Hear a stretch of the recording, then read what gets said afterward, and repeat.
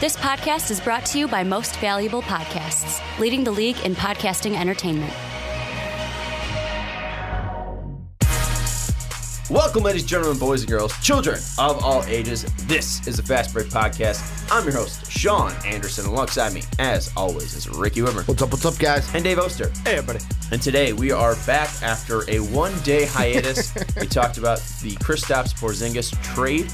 We had an emergency podcast for that, his trade to Dallas. If you do want to hear our thoughts, go over and check it out. We pull things up on iTunes, pull things up on YouTube, youtube.com/mostvaluablepodcast reel. It was a fun hour and 11 minutes, so definitely go check that out. But today we are talking about Anthony Davis. Where will he go? Lonzo Ball, where will he go? If he will go, how does he fit if he goes? And then we'll wrap it up with Kyrie Irving. Will he go? So it's a lot of will he, won't he, will they, won't they? In this podcast, we are super excited to be talking about this, closing in on the trade deadline, closing in on the All-Star game. I believe next week will be our trade deadline recap, because I think we'll probably be recording on Friday, and that is on the it's on February 7th. We'll be recording on the 8th. So we'll be doing a recap of all that stuff, unless something massive happens, like an AD trade.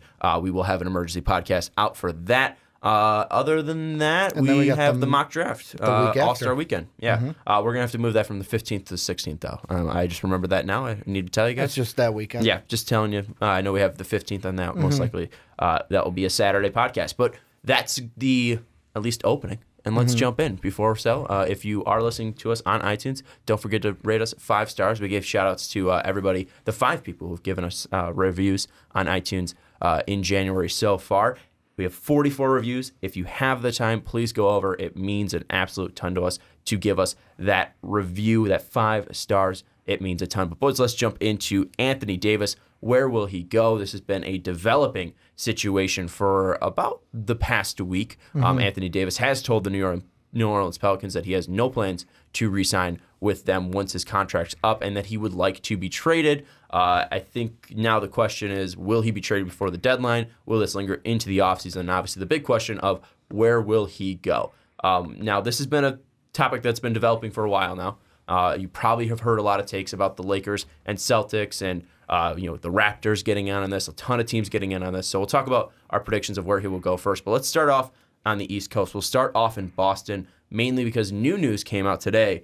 Anthony Davis's dad came out and said, Boston, I would never want my son to play for Boston after what they'd done to Isaiah Thomas. No loyalty. Guy gives his heart and soul, and they trade him. Anyone can print that. That was a text to Ramona Shelburne. And also, there's another thing as well coming out that I think it was from our good old boy Shams, saying the Boston Celtics are not a preferred destination long-term for New Orleans star Anthony Davis, and in Davis's mind, remain a rental option. So let's start there.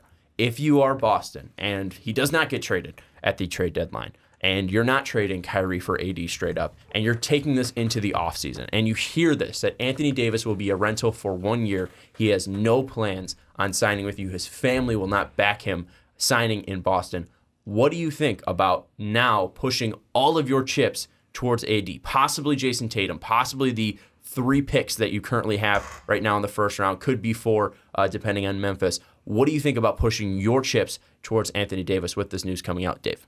I'm a little hesitant. I think that a lot of this comes down to, you can come out and say something publicly, but you got that year to convince him basically while he's under contract. So, it's a great organization. Yes, the Isaiah Thomas thing is not going to look so bright to a lot of people. I mean, it felt dirty. I'll be honest. It felt dirty from the outside. I'm not a Boston fan, so I don't have the same connection to Isaiah, but I understand business is business at some point.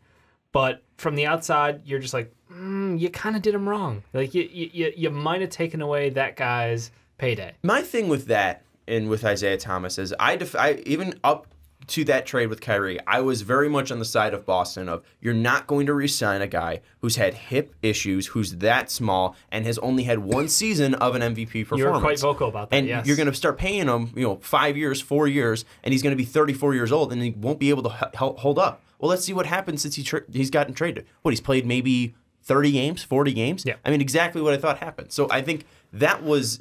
right, but that's still the thing is, in today's NBA, do you expect teams to be loyal to players? And I think that perception's changing over time that, the players have all the power and it's just the contract is just a means to an end almost. Well, and the thing, and I want to interject really quick because I forgot to ask you this, is you say the players have all the power. They do. With me, I have one thing that I kind of have to go off on a random tangent and just get this off my chest. Sure. That fine, the $50 fine that they fined AD for, They're not $50 for $50,000. It's a cool $50. Is basically though, to me hypocritical and bullshit. Which I get, it's in the CBA. I'm not saying like, oh, they shouldn't have. It's in the contract. Of course, they had to do it. But to me, it's hypocritical because if the NBA is going to go, oh, we're a players' league and we're all good with movement, and a guy like Kevin Durant can move to Golden State if he wants to. A guy like LeBron free agent. Can go from here to there. Free agent. Yeah, but for me, if you're going to go into that, you cannot, in my mind, get mad at a guy for talking to another guy who may be his friend and then be like, hey, it would be great to play with each other. Like, it would be great because if I was talking to you, let's say I'm on the Lakers, you're on the Pelicans, and you're unhappy with your situation, because that's what's going on. If you're unhappy with your situation, of course, A, you're going to want out, and B, of course, I'm going to want you to come play for me. I just think it comes down to, and this is the Pelicans ownership, if you wanted AD to stay, go ahead and be a better ownership and build around him. That's why with Boston, if I'm Danny Ainge, this whole, what AD's father said, doesn't change my situation of trading for AD. What it changes is, I'm not going to give up as much to get him. Before we get to the Boston stuff, let's go to the things that you said. One, I disagree with the tampering stuff when it comes to the players. The players, I think, have too much power. I've vocalized this during the Kawhi stuff. I think they have too much power. And, you could say that teams were disloyal to Isaiah Thomas, but that's business. And it's also business what Kawhi did last year. It's business what Anthony Davis is doing. It's business that LeBron James left Cleveland twice. It's business on both sides. It's no longer, in the NFL, I get the loyalty part. That's more of a cutthroat business. In the NBA, I don't really feel so. There's some bad situations like Jay Crowder being traded after I believe his mother died. And obviously Isaiah Thomas going through his sister's death as well and then being traded. Like that stuff, I feel and understand like that seems cold-hearted, but that was a move that they decided before those unfortunate things happened. But with this, like the players, you can't go out in the media and say that. If you want to have these discussions when you're out in LA having dinner, that's fine. But why do you need to bring it into the media? And why does that matter? And I think then you start handicapping these organizations. And when you bring up the fact that the Pelicans didn't build around AD, that's true. But let's look at New Orleans as a market. The only 2 stars that they've had were because they were bad. They got Chris Paul because they were bad. They got Anthony Davis because they were bad. They've never been able to draw in free agents. And let's look at the past 2 years. They went out and traded a very young star in Buddy Hield. He wasn't a star at that point, but now you can see the burgeoning of a star in Buddy Hield coming out for DeMarcus Cousins. Well, he's 26 years old, 24, 25. He's older than Anthony Davis. Okay. That's a very poignant way to put it, but he's still fairly young. He's a great shooter. He's been in the league. Look, I take nothing away from him. He's been in the league less than Anthony Davis, so he's young in his NBA career. And they did that, and they went out and got DeMarcus Cousins to put next to Anthony Davis. They went out and got another star, and Boogie was a star at that point. And then you look at the moves. They went out and signed Julius Randle. They went out and got Nikola Mirotic. They've re-signed Drew Holiday. They have done the best of their abilities to keep him. And yes, they had to overextend. They gave Solomon Hill a way too expensive contract. Same with Amir Sheik. Like they tried to do their best to put stars around Anthony Davis, to put help around Anthony Davis. They just failed at getting the right players at points, which then handicapped them to do a better job to put pieces around him. They got to the playoffs last year. They got to the second round. They swept Portland, and that was without DeMarcus Cousins. They did a good job of putting pieces around him, especially in the past 3 years. I disagree with your point of New Orleans didn't do enough. They didn't do enough to win a championship, but with their situation and with their franchise, I think they did enough. I think that not re-signing Boogie is going to haunt them. I think had Boogie re-signed with the Pelicans, had they offered him the money that he was looking for, Anthony Davis' situation is not even happening right now because he has a legit second star next to him. Drew Holiday is a great two-way player. He's a near all-star. Nothing's going to take away from that. But you can't tell me that Nikola Mirotic plus Randall equals Boogie. But here's the thing that I will counter with, and some people can counter with the fact that even after DeMarcus left, this team did better. Then this team went on a run because of Anthony Davis. They exchanged, basically. That was the difference, is Boogie and AD never really got to play together during the last year. And the thing with that is then you went out and got Julius Randle, who was going to help you for the full season. You knew DeMarcus was going to be out until February. This was going to help you throughout because you saw what you did without AD. So let's get him a partner or at least another player who can be there for the full 82 games in Julius Randle and help you out. I think that was their plan was we're going to pay DeMarcus Cousins 18 or whatever it was, $20 million. I forget what he was looking for from New Orleans. Just for him to sit out until February. Well, we still have, in October to January to play and vie for a playoff spot. And right now, you saw what they did without DeMarcus Cousins. I mean, they're still outside of the playoffs right now. Mid-level guys don't win championships. That's fair, but I don't think even with DeMarcus Cousins they were going to win a championship. No, but you see DeMarcus Cousins come back, and I know there's no way to predict it, how he could have looked coming off of his injury. I'm just saying I predicted it, and I called that shit. How well DeMarcus would look coming off of his injury. I'm sorry, when? Who was the person on the podcast last year saying that teams should be offering him a max? Well, and they'd be stupid not to. I will say, Dave is the one when, and maybe you were like this too, but when I was saying, no, he ain't going to play till the playoffs, Dave kept saying January.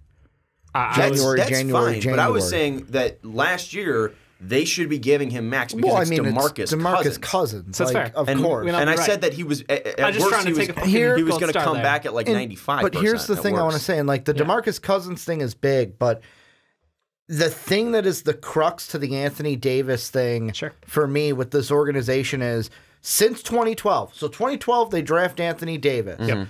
You look at every draft class after that. The 2013 draft class, they went ahead and took Nerlens Noel. Okay, cool. Like, I can't bash you for that. Philly. But then traded it the next year to get Drew Holiday. And it's like, okay, like, Drew is still there. Yeah. That's a good one. But everything after that, the 2014 pick, they traded to get Amir Sheik, Caspi, cash considerations, gave that pick away. Could have had a first rounder. But let's give context to that. Here's the thing. Sheik, on that Bulls team, was looking very good. It wasn't like he was a complete bum. But I'm saying, like, they overpaid him. But I'm still saying it's a bad, like, looking back at it, and of course, hindsight's always 20/20, bad move. Then you look at the 2018 pick, where, yes, they go ahead and get Nikola from the Bulls, but they give up their first-round pick last year, which turned in for us Chandler Hutchinson. I'm not saying they would have taken Hutch, but they could have drafted somebody in that first round. And then, like Dave said, they drafted Buddy Hield in there. They traded him away. Yeah, I know. So they literally went like from that one, like you get DeMarcus Cousins, which is kind of like that's the one where it's like that and the Drew Holiday one I push over, but it's like you're trading away draft picks for Amir Sheik and Nikola Mirotic. But that's what I was trying to lay out with the small markets. That's what you need to do. I apologize. Sheik went to Houston and then he went to New Orleans. Yeah, they poison-pilled us. Yeah, and he still helped him out. I mean, this was a Sheik coming off 2012, 2013 in Houston, put up 10 and 11, and then a block a game as well. So you're saying then smaller markets should trade their draft picks? No, I'm not saying that you should trade their draft picks, but Anthony Davis came into the league and was already a stud. Yeah. So you needed to put veterans around him. Their idea was to put veterans around him so they could start winning. And also, this was a team as well that was struggling within their own city to stay alive. The ownership ended up moving to Charlotte. It was just lucky that the Saints ended up keeping the team in the NBA. I think Davis was a Hornet at one point. That's another thing. And, I mean, I know that's a whole different thing, but the whole messed up thing about the Pelicans is their doctors, because the Saints are the ownership that looks over them, the doctors, and I heard this on the jump, the doctors that look after like Anthony Davis when he gets injured, the Saints doctors. Football doctors are looking at basketball players. You would think athletic doctor is an athletic doctor in my mind. Football is a little bit different than basketball, though. Like, the treatment play with balls is a different. James Andrews treats every athlete. Yeah, I say. But you would think that I'm going to have doctors that specialize with basketball players compared to football players. I'm just going with it where we talk about most teams where how do they get good? They hit in the draft. And this ownership gave away their draft picks. What they should have done was we drafted AD. Okay, we're going to hit in the draft and get more good players in the draft. What did Houston do? To build around him. They didn't hit the draft. I'm not saying like every team, went through free agency. We look they at like Golden State. Harden. Golden State they traded did that. for him. No, I'm just saying, to counter your point is the Houston Rockets right now are successful because they've made excellent moves in their front office. They've made great trades. They've made great pickups. Because Daryl Morey is smarter than Dell Demps. I'm not arguing that point. I'm just saying there's not one path to success in the NBA. Well, building around draft picks is great if you can draft well. They traded 2 draft picks for 2 All-Stars. That sort of is hard to argue. The other picks I agree with, but like... And here's the thing too with that 2013 NBA draft. Let's say they don't even trade for Drew, right? You have Nerlens, and then Ben McLemore, KCP, Trey Burke, CJ McCollum. Like, you have to go all the way down till 10 till you find a player that's, relevant in the NBA. And then you have Giannis at 15, but no one was going to pick Giannis that early. Then you look at the 2014 draft where they didn't have their pick. It was traded. Anyways, Philadelphia ended up picking Elfrid Payton at that point. And you look below him, like there's Dario in there, there's Levine, there's Warren, there's Nurkic, but there's, again, no all-stars down there. They didn't miss out on like anyone who would have helped them to win a championship at all. And then you go back to the next season and you look for the Pelicans, or at least New Orleans. I think they were the Pelicans at this point. The pick that went to the Rockets in that Ashik trade, it was Sam Dekker, and there's no all-stars below that at all. Triple Dekker. Like, there's no players that they missed out on, and the only player that they ended up taking that was possible, that's fringe all-star level, would be Buddy Hield, and then you trade him for DeMarcus Cousins. The only thing I will say to that is the thing you can't look at is just because, this player went here and didn't go well. First off, that might not have been who the Pelicans took, and plus, but I'm saying even if they didn't take them, the players that were available were still not all-stars. But we don't know how they would have developed in New Orleans with Anthony Davis. Like, it could have been. We'll never get to that reality. We don't have a reality still. Less likely. I do not. Like, I'm not saying it's totally going to happen, but we never know what would happen. I agree, but it's very unlikely that we would see Sam Dekker become an all-star, or become a competent, starting player. Did you think Jerian Grant would be an all-star? Bobby Portis, Tyus Jones, like those are the players that are going behind him. It's not like they're going. Like the best player that went behind him, if they had Bobby, I mean, I'm not saying Bobby is not an all-star player, dude, get off of that. Come on, Bobby's barely getting minutes on the Bulls. Bobby's a 6-man. He's a small ball center with an old game and crazy eyes. And again, I love him. But maybe Levine hits his peak, quicker, and maybe he's a 20-point scorer, even earlier, and maybe he does take that crazy leap. Maybe T.J. Warren's able to play more of his game, but outside of that, again, maybe Gary Harris takes a little bit of a jump, but there's no players that you look and you're like, wow, look at the talent. I think the only player that you could probably make that argument for would be Zach LaVine. Yeah, I think the thing to remember too is we're so far removed from when these years happened is there was, like Sean said, because Anthony Davis was so good coming into the league, there was an almost instant push to assemble a team around this guy because of how amazingly talented he was. Literally year 2 in the league was like, is this the guy who's going to take over for LeBron James? And it's been the same question, with KD jumping in, with Giannis jumping in, but Anthony Davis's name has lingered the entire time. Obviously he's been hurt and he's missed some games. But he has a unique skill set, an amazing body, and a really good basketball IQ.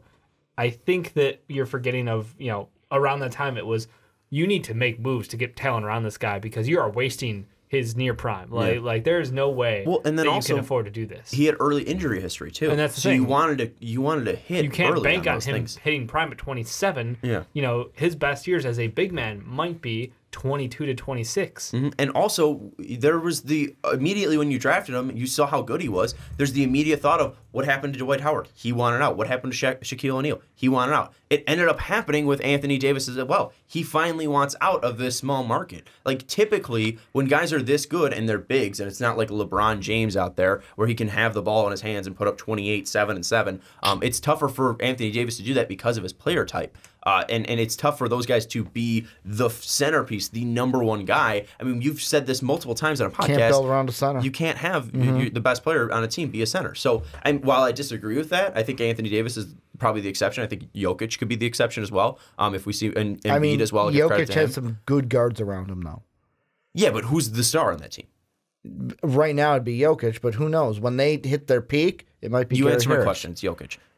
No, it definitely will not going to be Kyrie Harris. It could be Jamal Murray. It could be Murray, or it could be Michael Porter. I'm just throwing out a name, just because right now, I mean, it could change by the time they hit their peak. There's a very large talent gap between Murray, Harris, and then Jokic. But what I will say is that just going off this and now back to the Boston stuff is just I think they did enough that they were trying. It wasn't like they weren't trying. It wasn't like they weren't going after it's not like free they agents. weren't trying, but they didn't. It wasn't smart moves in my mind. That's my opinion, but it wasn't smart moves. It's looking back at it. Yeah, it's hindsight. It's hindsight that doesn't make trading for Amir Sheik look great. And again, you didn't really need a Sheik because again you had. Well, the idea was to pair a Sheik as the low post. He can defend as well as Anthony Davis. So you'd have two guys. Yeah. Oh my God, where's this 2-center thing from? I don't know. Maybe they tried that again. I don't know about you. I was happy. Me personally was happy when that happened. And then also signing him 5 years, $60 million was not smart as well. And they also signed Agency as well. That didn't work out and pan out. But again, they didn't make the best moves. But again, I don't think that was in ill wish. I think they wanted to do their best, and they needed to. They felt pressure to make those moves. But let's get to the Boston stuff. Let's talk why Boston's not going to get it. Yeah, I mean the Boston stuff now. Well, they could. Well, let's talk because you're saying that you're offering less to the Pelicans for Anthony Davis. Well, then let's go to New Orleans. You're trying to maximize. We're trying to maximize Anthony Davis' potential in New Orleans. Now you're going to try to maximize his value. So if Boston's decreasing their value, why does that mean Boston would get them? Because here's the moving parts we have. We already know that the Pelicans do not. Even though they've picked up the phone and they're talking to him, the Pelicans do not want to trade Anthony Davis to the Lakers at all costs. Don't know that. No. From not answering the phone to now answering the phone and saying, "Oh, but we don't like the assets you have." The Pelicans, at all costs, this ownership, this GM front office does not want to send him to the Lakers in the West. So that right away tells me Boston they have a chip in the game. However, this whole quote from Anthony Davis Sr., you might think oh man, Danny Ainge he's scrambling. Oh, what am I going to do now? No, cool as a cucumber. He's sitting there going, great. I'm glad he said this because now I can say, well, hey, he's not going to sign with us long term. Why would I give up Jason Tatum in this trade? I'm already giving you all these draft picks. Why am I going to give you a Jason Tatum if he's not going to sign long term? And if I'm Boston, I use this to leverage that to pull off the Danny Ainge type of trade that we have seen in recent history and get Anthony Davis in, because once Anthony Davis is in the door, it could be a Paul George situation. Remember, Paul George, I'm going to LA after this year. Oh, it's not that bad here in Oklahoma City. I think I'm going to stay. That's different than I don't want to go play for this team because of what they've done. That was, I've got nothing against OKC. I just want to go play in LA. I think it's a different yet again, that's Anthony Davis could go there and then be like, hey, you know what? It's not that bad here. I had a bad image of this team, and now it's changed. That's fine, and it still could happen. But I think Dave's point is the fact that Paul George's family members weren't saying, going out and bashing what Danny Ainge did to Isaiah Thomas. The only way they're doing this is to get him to Leonard's LA. cousin or uncle, what's his fucking name? It's his uncle. But what's his uncle's name? Whatever. Uncle Lenny or whatever. He wasn't going out and bashing Masai Ujiri. He wasn't doing that. Yes, the options are still available for Kawhi Leonard to go back to Los Angeles. We still don't know what he's going to do. But he wasn't vital in attacking the team that might be trading vital? him. What's the word? Volatile. Vital. No. He wasn't vital. No, you're talking you're a volatile situation. Yeah. Oh, volatile. Yeah. Whatever, not. Okay. Sorry, I just thought I know how to say vital. I don't know how to say vital. I just couldn't word it out by the way you say it. I was like, what? Anyways, I don't think there was the same attacks. This coming from Anthony Davis Sr., and then also Shams coming out and saying that Davis thinks of this as a short-term option. I think that means a ton, and I think that means you're not going to trade a Jason Tatum for him. Maybe that just means Jaylen Brown's out there, but that means you're going to decrease the package from Boston to get Anthony Davis, which I think would be smart because you're not going to give up a guy who's probably a future All-Star in Jason Tatum for Anthony Davis, who would be there for a year. Because yes, Davis would help you in that that next year for sure more than Tatum would, without a doubt. But again, you need to think of the long term of this franchise. And Danny Ainge has done that in so many moves to make sure the future of this franchise was great. Not just winning a title, 2 years from now or next year, whatever. He's trying to make sure this is a title and a franchise and a dynasty that lasts a very long time. Yeah, I just look at it where the whole dad comments is basically I'm going to use a real life example for me where the real life job that I'm at right now. At first, when I saw it, I was like, man, I don't want to go there. That's not a situation that I want to see myself in. Now that I'm there, I'm like, you know what? It's not as bad as I thought. And I think that's what it's like. They're looking from the outside going, you know what? They don't like their players, and they're like, they don't care about them. Look at what they did to Isaiah Thomas. Who knows? If he's traded there, might have a different kind of situation, and AD might say, hey, you know what? I kind of do want to sign him. And that's a fair point. But also, I mean, you can also look at Boston in general, and I think they didn't move on from Bill Russell when he was the star there. They didn't move on from Larry Bird. They let him retire as a Boston Celtic. But then once you get back into the 2000s era, and I know this was different because Brooklyn came with the crazy trade, but they didn't let Paul Pierce retire as a Boston Celtic. And you can't pass that up. And I think they consulted Paul, but that's something that was a little iffy. Then you obviously look at the Isaiah Thomas stuff. Like, do they have a commitment to making these long-term commitments and letting their star players, their franchise guys, retire as Boston Celtics? Because then you could look on the flip side in LA, the only franchise player that didn't retire as a Laker would be Shaq. Because Kobe, they rode that way too long. But that's loyalty. Paul Pierce technically, that's the thing. He technically retired as a Celtic. Who? Paul Pierce. They'd shipped him out of town. No, they shipped him, but then he signed his ceremonial contract and he retired. But they literally traded away the guy that got them another championship. That's what I was. They're like, we're done with these old guys. Get them out. I'm saying and it was the best move of the franchise in the last 20 years. Oh, I'm not bashing the move, but no, it's still. I'm just trying to point out they didn't ride Paul Pierce until he wasn't untradeable. Like Dirk right now, I know he has no trade value, but he's untradeable. They were not going to trade Dirk Nowitzki. Yep. Paul Pierce had more of a similar ending to Vince Carter. Vince obviously wasn't as beloved as Paul Pierce was. Journeyman. Boston obviously went Toronto, New Jersey, then I think Orlando, and then just fucking Mavericks, Suns, just everywhere. But I think that you look at Paul Pierce, then he obviously went Brooklyn, Washington, then L.A. But looking at the Lakers, was my point, is they rode Kobe for way too long. They got rid of Shaq because Kobe was their guy. He was younger. He was better. Then you look at Magic. They rode Magic and helped him come back, in '96 as well. They rode Kareem. They rode Wilt. They rode Jerry as well. Like, these guys stayed forever. And I'm not saying that, obviously different ownerships through all those, years. And I'm not saying that the Boston Celtics would not do that. And are you can only look at the past two guys, in Isaiah Thomas and Paul Pierce. And even then, Isaiah Thomas is a pretty weak franchise guy compared to Larry Bird, Paul Pierce, and fucking Bill Russell. He was a flash in the pan player. I mean, he was so good for such a short amount of time. I think that is fair to bring up the fact that, again, this is you looking on the outside, looking in. But I think that still doesn't change what they're saying now and the fact that Boston is going to decrease their offer. So yes, Anthony Davis could change his mind, but if I am Danny Ainge, I'm definitely reconsidering giving up Jason Tatum in this deal, because that could still leave the possibility of Jason Tatum just being a New Orleans Pelicans and Anthony Davis leaving me in 2020. That's my thought. Dave, let's wrap up the Celtic talk at least. I think that it's going to be a long shot. I agree with you on the lowered offer is scary, but at the same time, like you said, if they can bring him in next year, there's no telling what the Warriors will look like, which means they've got probably one of the top 5 chances of going for a championship, which pretty great odds. It would especially be locked if KD goes to New York.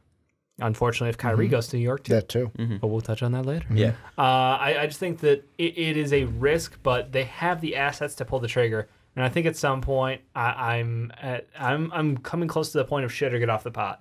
Like, you guys have all these picks. You can either ride it out and fully roll through and just develop a shit ton of talent, but you got so much talent on your team right now that some of the later picks haven't got time to develop. And that's where I'm like, all right, so this is clearly to move these picks to go get established talent. So do it. There's not going to be much more. There's not going to be many better. They got to stay on the pot till the than offseason, Anthony Davis. That's what I was going to bring up. Was the fact that I don't know who else is going to be the next star that tries to push their way out of a situation. Because you look at the top 15 players. I don't think Harden's moving. LeBron's definitely not moving. KD might move as a free agent, but you're not going to be able to trade for him. All those assets you've built up. You're not gonna, But again, that means KD wants to sign there, and I don't think KD wants to sign there, or I don't think he's going to be interested in signing there. We never know, but KD, I'm just saying most likely that's not going to happen. Right. If I'm just talking strictly in trades. Like there's not many guys that haven't already been traded, haven't already been moved, or are just going to be free agents this year. Now, so what guys would you be able to go out and get after outside of Anthony Davis? I think that's a very fair point that you made. What package would you be comfortable giving up, Dave? I would probably. I'm good for Jason. No, Jason Tatum is just. It's close because I think that's what it takes to get it done, regardless of the statements that have been made publicly. I think that the Pelicans wouldn't pull the trigger without Tatum in there. But I think they could probably go in with an offer starting at Jaylen Brown, Rozier, and what you need like Morris in there. Rozier's a little iffy because he'll need to. Morris is a free agent. And then Rozier is going to be your RFA. Right. But you need to balance the contract, is what I'm saying. So you need to add in, but it's I going to think, be like Morris in there. But off-season, so they're going to have to deal with that. Oh, I'm sorry. So I'm thinking before deadline. No, because they won't be able to do it with Kyrie.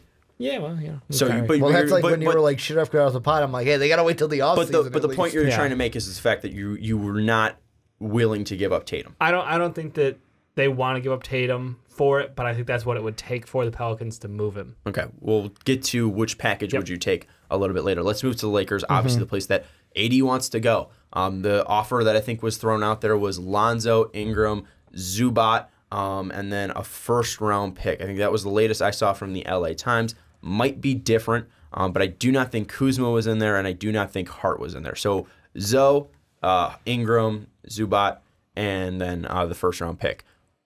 What do you think of this for the Lakers? Is this enticing if you are the New Orleans Pelicans, Ricky?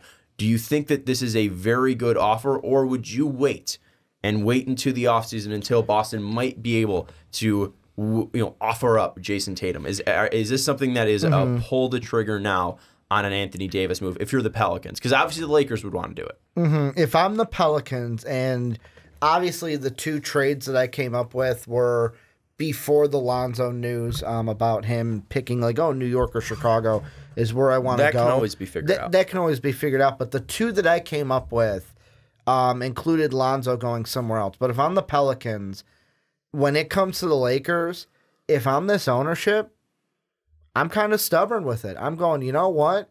If you want this deal to go through, I need BI, I need Kuzma. If they like Zubac and want him in, I need him, and I need Lonzo, and I need picks. Without all three of them, no dice. 4. No dice. Well, 4 with Zubac. No dice. And the Pelicans could technically do that to the Lakers because it's like, how much do you really want him? Because he's not, we could do this next year. We still have him under contract next year. We don't have to move him now. You know what? If you don't want to do that, we'll just see what Boston will do in the offseason. It's okay, Magic. It's okay. I think that's fair. The only thing I would say is if you trade for him now, you do have more control over them. I mean, exactly. Obviously that doesn't mean anything because, you're getting half a season instead of, the full season and next year. But still, those, 30 games could be integral to, just getting them into the system and playing with Drew Holiday. Dave, what do you think at least about the trade? For the Pelicans, are those guys that you can build around and make a franchise out of? And at least Ingram, Zubac, and then that pick that's going to be coming from the Lakers. Because obviously Zoe doesn't want to be playing in New Orleans because he doesn't fit with Holiday in his mind. I think he would fit great with Holiday, but you know what? It's not a big enough brand for He just wants the What do you think, though, at least for Ingram as the centerpiece of a AD deal? I would love to see Ingram be able to run a team and do his own thing 100%. He's got a weird mid-range game that a lot of people want to disrespect because basically he got put alongside LeBron and it's not worked out with both of them on the court. So people think he has regressed this year when LeBron's on the court. because he doesn't stand behind the three-point line and shoot, and that's not his game, and forcing him to do that makes him look really bad. So on-the-court performance, not so hot lately. So I think people have kind of cooled on Ingram, but I think he still has the talent. He still has the body to play. I would be intrigued to see him on Pelicans team where he can be a centerpiece. I think that that's the right way to treat him. I think he's still got a ton of potential. I think he's definitely still up there. I don't know if I really care. Like Zubac's just whatever. Like I don't value him. He is a backup center in my mind. Top end, that's nothing. Pick, I don't know. It's okay, but what are you gonna do with picks? I mean, that's the question. This Pelicans team, are they going to do a full fire sale? Is my expectation. Are you moving Nico? Are you moving Drew? Are you moving AD all in the same period of time? Or is this just we're gonna move AD out and then we're gonna try to quick rebuild? Like, are they gonna pull one of those on us? As a Bulls fan, I can say quick rebuild out loud, not be made fun of. But that's my thing. Is the direction of Pelicans determines what the best deal is. If they want to go for a full rebuild, you take the picks and you take the potential and you be happy with it. But if they want to just build around Drew Holiday and try to compete again, in the near future, then I think they're looking at a different set of assets. And just staying with the Lakers, because I think we'll get into what other teams should they look at and what other assets should they look at. The one thing that I do want to mention, because if they do make that trade and Lonzo does end up playing for the Pelicans, Ingram does play for the Pelicans, Kuzma ends up playing for the Pelicans, you look just at the 2017-2018 Lakers, because that's what you're making, you will have one of the better lineups from that team, the fourth best lineup from the Lakers in 2017-2018 was Lonzo Ball, KCP, Brandon Ingram, Kyle Kuzma, and Randall per 100 possessions in 97 minutes. They were plus 15.2 points per game per 100 possessions. Then you look at their next one. It had Ingram, Randall, Hart, KCP, Lopez. That was plus 10. And then the sixth best lineup was Lonzo, KCP, Ingram, Lopez, and Randall. So who even cares about Randall? You got Ja. You have Ja, but I think at least the connection of having Randall there, you saw Ingram being able to move the ball a little bit more because, again, you're playing up, you're playing quicker, you're playing faster. Lonzo, and defensively, Lonzo, Drew, and BI all together, that is disgusting. And apparently Ja as well. He's been a great rim protector. He does not give a ton of effort. Yep. I was joking. I know. He had that one game. Some people might take that. Yeah, the 6-block game. Yep. But let's go into the direction of what they should go into, because obviously we'll get back to the Lakers because that's most likely is. Can I pull a classic Ricky move? Yeah, go ahead. I got a trade. Okay, great. So it's a 3-team trade: Lakers, Pelicans, and Bulls. And I'm just spitballing this in my head. So go slow. The Lakers would get AD. That's all they get. Okay. The Bulls would get Lonzo. That's all they get. The Pelicans, they get Rolo from the Bulls. They get BI, Lance Stevenson, Kyle Kuzma, Zubac. And then what I'm thinking pick-wise is, and this is the question of, will this work? So question is, would the Lakers be able to give their 2019 and the Bulls can give their 2019? That works? Yeah, why? Because they're from two different teams? Yeah, why well, because I didn't know about the back-to-back years. That's only with one team, right? As long as the Bulls... Here's the thing. Yes, it works. Okay. I'll just keep it so simple. Yes. The thing I would add to the Pelicans is they would get the Lakers... Let me explain it. The Celtics have the Grizzlies and Kings pick. So, yes, it's so fair. The Lakers would give their pick this year to the Pelicans. The Bulls would give theirs, but it would be a top 5 protection on that pick. Zero chance they do a top 5 protection. Like that. Well, no. But if I'm the Bulls, the only way I'm giving that up. Otherwise, I'm giving my 2020 pick. But here, then put it this way: you're trading a top 5 protected pick.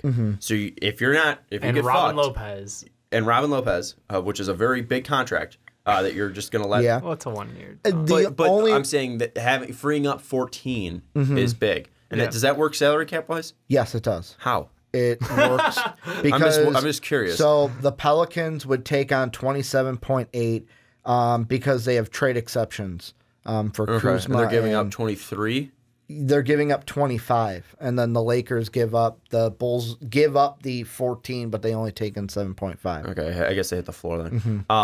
I just think that is big because you're giving up. You're not giving up. Your 14 million could be huge, at least getting rid of for the Bulls. And the reason why the Pelicans could take on more is they could use for Kuzma and Zubac. They would use about $1.5 million each. Yeah, I was more confused about the Bulls giving up 14 and only taking up 5 or whatever is for Lonzo. That's all I was wondering. I keep that trade around because I don't think it's horrible at all. I think that's what we're going to base it off. Robin Lopez and a protected first for Lonzo Ball. Well, they would get 2 firsts this year. They would get the thing is with the Bulls. Break it down to just Pelicans to Bulls. That's what he's saying. Pelicans to Bulls. The Pelicans would give nothing to the Bulls and get Rolo, who's off the books next year. Lonzo Ball to the Bulls. Sure, they would give Lonzo Ball, but that's really, in my mind, he's going from the Lakers to the Bulls. Never touches the Pelicans. But yeah, so they would give Lonzo to the Bulls. They get Rolo, and really, it would be a 2020 first-round pick because if I'm the Bulls, if you want me to put the 2019 in there, I'm going top 5 protected, and the way I look at it is, you could run the risk of falling out, but the Bulls are at 12 wins. What Dave is saying is just that's a lot to give up for Lonzo. I'm saying, is that enough to give up for Lonzo? Really? And that's the thing I was worried about. What the Pelicans want because you're clearing up, because then you're giving them a contract that's going to clear up $14 million in cap space. Then you're also giving them a top 10 pick for sure. Right, but we were literally a week ago talking about just cutting Robin Lopez so he could go play with like the Warriors or some shit. Or Jabari. If Wendell Carter didn't go down, that would have already happened. So I think that's kind of interesting that we're basically just saying like, all right, so you guys give us Lonzo and you can have a 2020 pick for it. It's almost just like... But it's the Bulls' 2020 pick. And do you think the Bulls are... What? What? What'd you say? It'll be pretty good. Yeah. Like, it'll be a good pick. That's what I'm saying. Like, it will be a good pick. Do you think Lonzo has no value? He's a 6'5" point guard with amazing defense and good facilitation. Did you say it's unprotected, Ricky? No, I'm saying... So, basically, what I'm saying is it's going to be a 2020 first-round pick because... Unprotected. Either unprotected 2020 or a top 5 protected 2019 pick, which in my mind would convey to the 2020 pick because what I'm looking at now, I don't see Memphis catching us, but that's a risk. Memphis is 6 and they're, 6 games back of us? Let's say that doesn't convey. Then you get the Bulls' unprotected 2020 pick. Yeah. The Bulls aren't going to be good in 2020. We're probably not going to be great. So that means you have the possibility of getting the #1 pick for Lonzo Ball. Because Lonzo Ball, Zach LaVine, question mark still. I can say Hutch. We could still move Chris Dunn then. Chris Dunn, and Wendell Carter. Like, that ain't terrible. Who's their coach? That's Mark Jackson. Who's their front office? Yeah, Mark Jackson. If we get Mark Jackson. Mark Jackson's their head coach. It's an upgrade over Jim Boylan, but I still hate Mark Jackson. We could pull a Nets Kings-esque run where we're just not the worst team. I don't know. I think that core would actually be pretty good because you need a defense like the Chris Dunn next to Zach. This core was going to be good. It wasn't. It's been a train wreck. Well, it's been one of the worst teams in the NBA. We need a fearless leader. And you still have Jerry Reinsdorf and Michael. I'm not turning this into a Bulls thing, but we're going to talk about them later. But this is bad. This team's going to be bad next year. Probably. I will place the under on 20 wins for them next year. I will go over. They can have guys who can score. Drop money on it? I'll drop We'll wait. Okay. To just see what actually happens. The question after the trade deadline, we'll make that bet. Let me throw this out. Let's put it to the Lakers.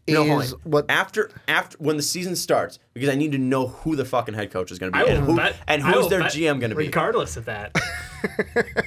No, because I'm not. Because if they don't have Jim Boylan, that gives them +5 wins already. Here's the question I'll throw out. So with this, Lonzo, B.I., Stevenson, Kuzma, Zubac, and a 2019 first. Stupid question. If you're a Lakers fan, are you sitting there going like, man, 80 is good, but do we have to give up all that? Do we have to give up all that to go? No, I know, but like, is someone going to sit Kuzma, there? You keep Hart. Yes, please.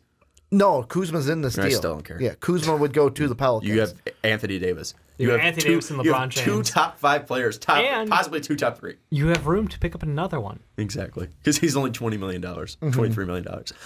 Let's go to what they should be looking for in the Pelicans. This is going to be a long first segment. What should they be looking for? Should they be looking for young players like Jason Tatum, Lonzo Ball, Brandon Ingram, Kyle Kuzma, etc., or should they be looking for veteran players, maybe like a Gary Harris out in Denver, maybe like a Pascal Siakam who's a little more aged in Toronto? What should they be looking for in a trade in your mind? I think they go pure potential. Give me lottery picks. Let me go at it and do a full rebuild. Like I don't want them to try to be a quick rebuild around Drew Holiday and Randall. Like I don't even know if Randall's a long-term piece there because he signed a 2-year deal, I believe he signed. It was a 1-and-1, I thought.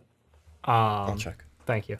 And I just wonder, like, what would the benefit of that be? You look at the West, and I don't understand how anyone can possibly think outside of the top 4 teams. Jrue Holiday has 2 years and then a player op. That's not what I was talking about. Julius Randle. Oh, okay. Julius Randle signed for 2 years, $17 million with a player option. Yeah. So would that be 1-1? Yeah. Okay. Cool.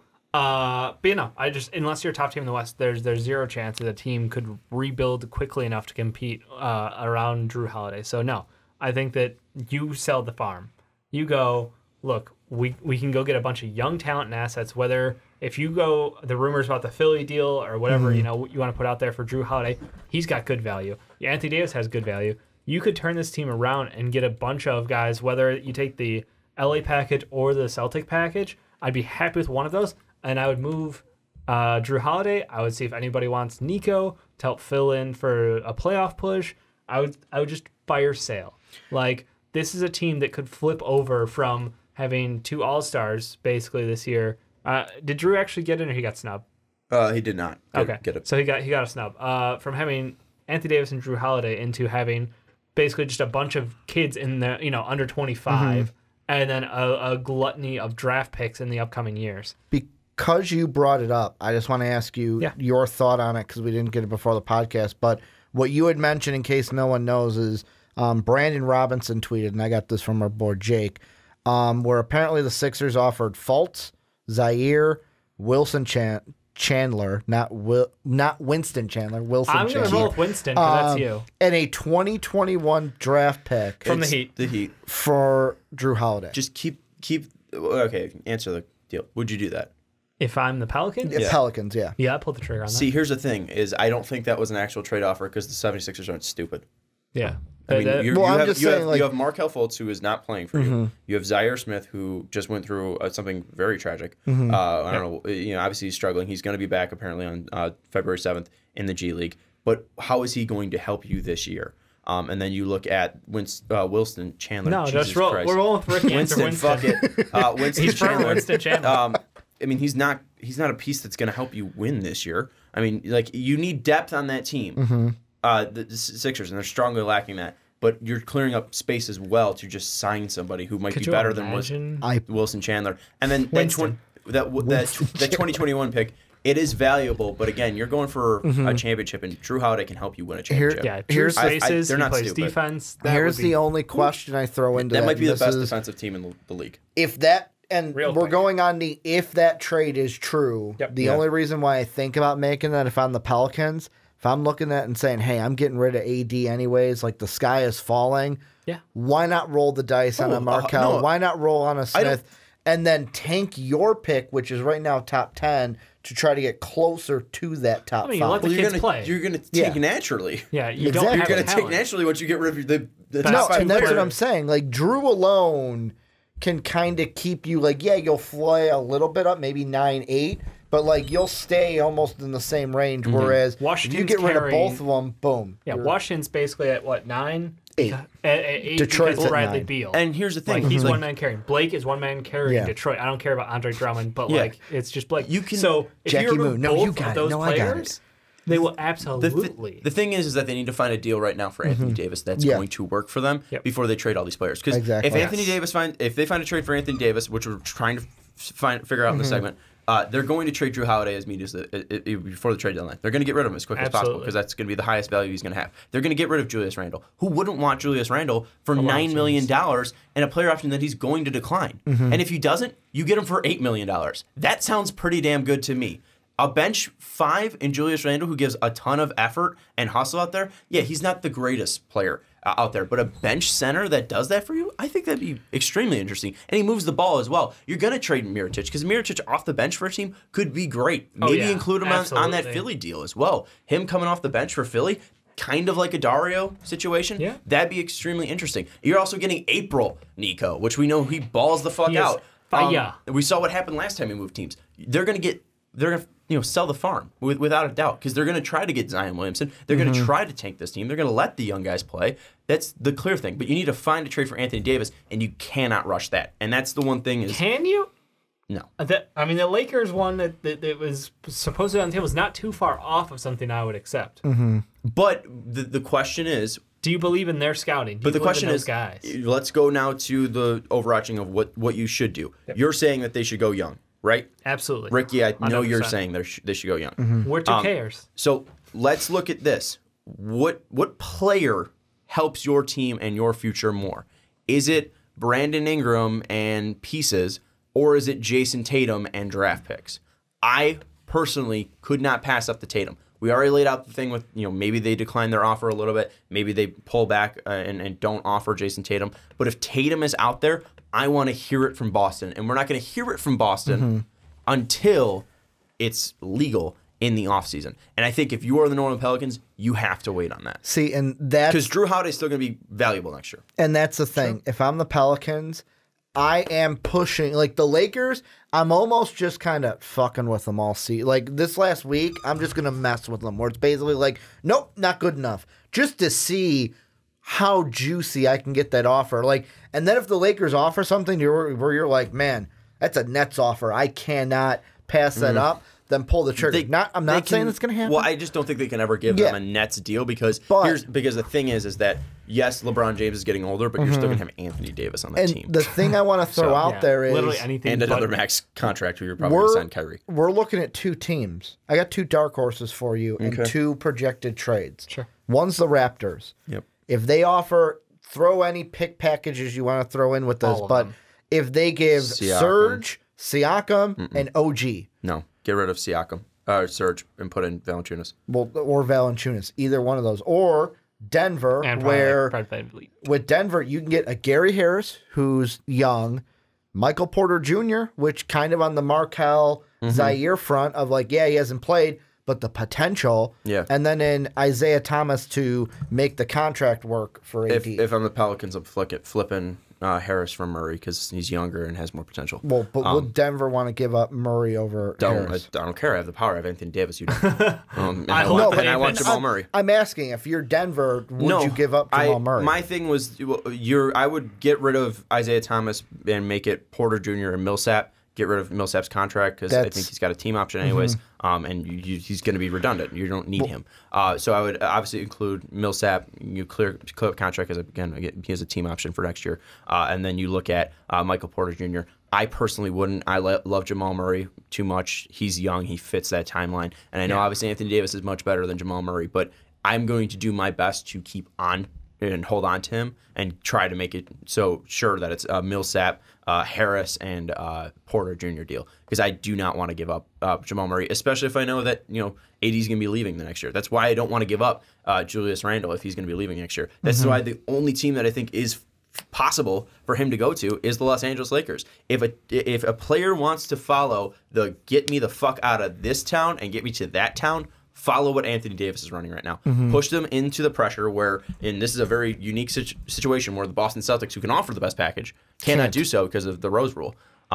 You're playing with the perfect storm here because you gave them 2 weeks to rush. You gave them... You gave your 2 weeks notice. You closed off their best option, and you arguably are just screwing every other team that cannot be in the situation of win this year. And then next year you're just up for grabs pretty much because if you give up Anthony Davis and you have Kawhi and Anthony Davis in Toronto next year, that'd be great, right? But it's not a for sure certain thing that Kawhi's going to stay. Yeah, and yes, you have Anthony Davis, but then Anthony Davis is just going to leave you the next year. And you look at the Nuggets, you have Jokic, you have Anthony Davis, and you have let's say Jamal Murray.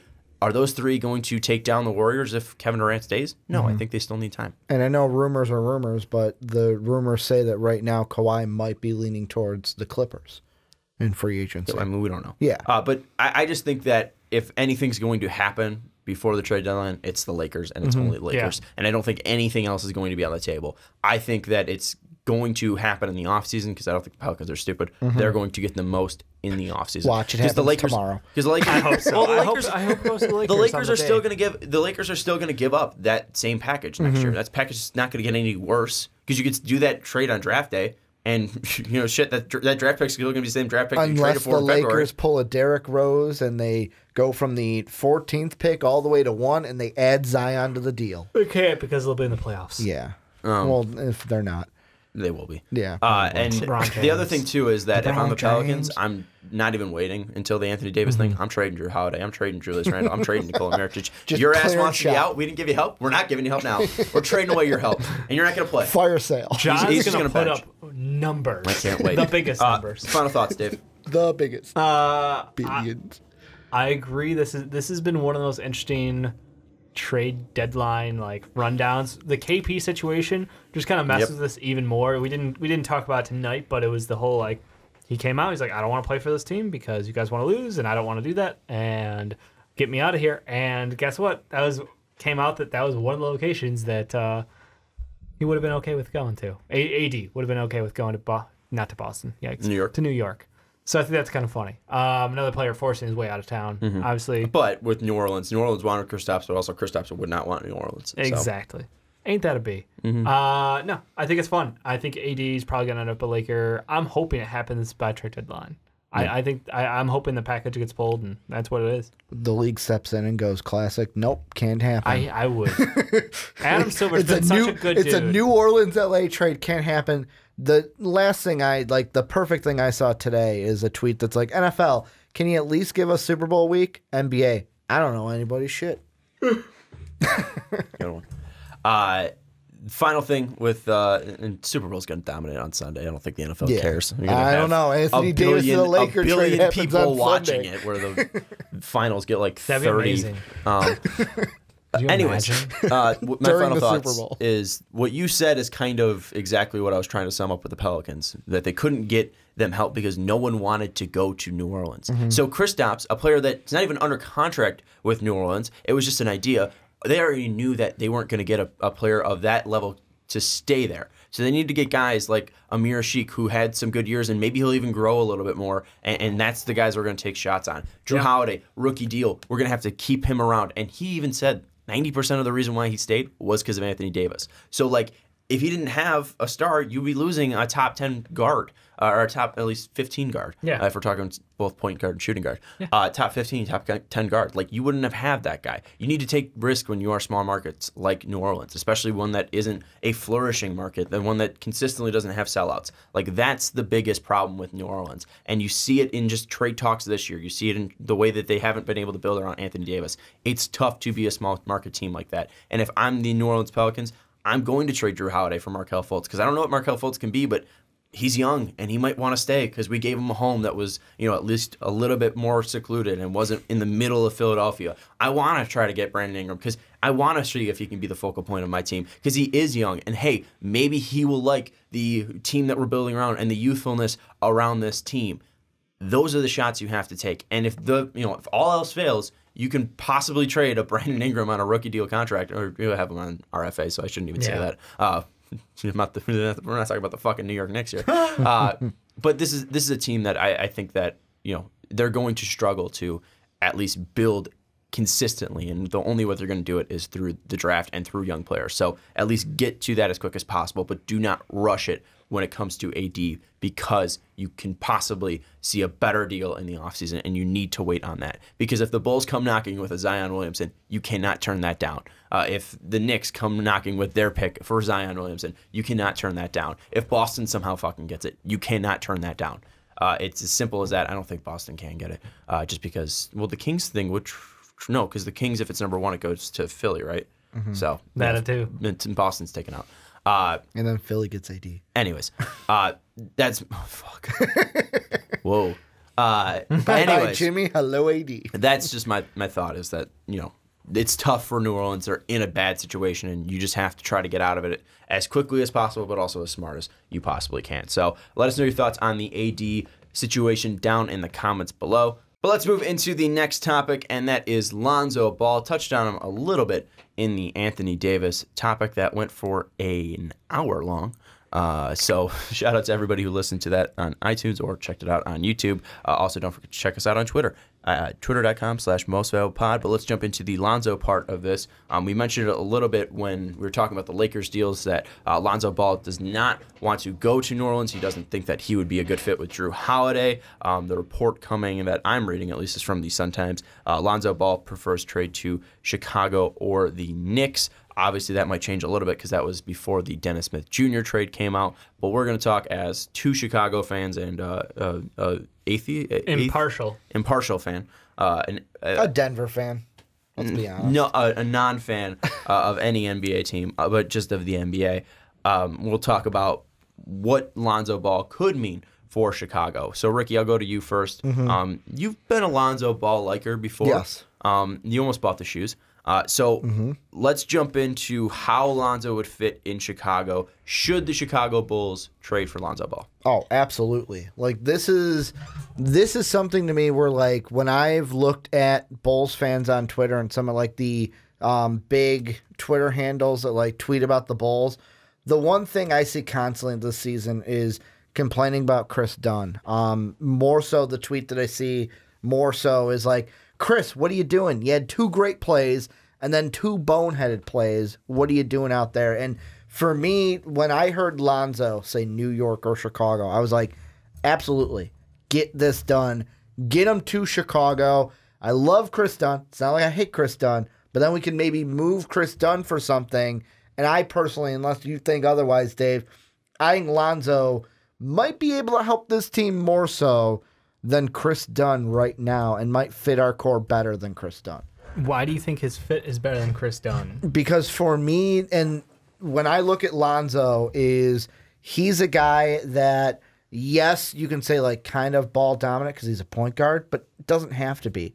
And he's a guy where I'm looking more so on what he brings defensively next to Zach. And especially, let's say we don't land Zion. We do not land Zion.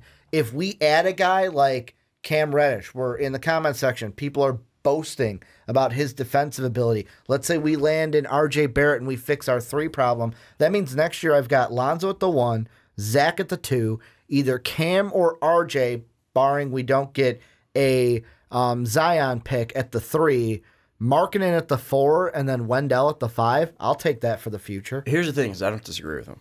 So unless you're on the other side of the fence, I'm curious to what you're thinking. Lonzo Ball, not ball dominant whatsoever. He is a great full court player, terrible half court. Like he's awful in the half court running offense, whereas Chris Dunn's actually really good running the half court offense. I think he's a better passer with the ball. Like he's a better floor general. Like Lonzo Ball makes excellent passes and quick decisions, but he often does not set up an offense and run sets. He's very much push the pace and forcing the team. Levine would be the guy. Like, I know what you're saying, like Chris Dunn is better in the half court. Yeah. Levine is then our true point guard, and Lonzo is just at the point guard position. Here's my idea of what this is I agree with you that clearly Chris Dunn's better in the half court, and Lonzo's a freak in the full court. I mean, some of the passes that he's able to throw and just create are insane in the full court. However, what you're looking at between Lonzo and Chris Dunn is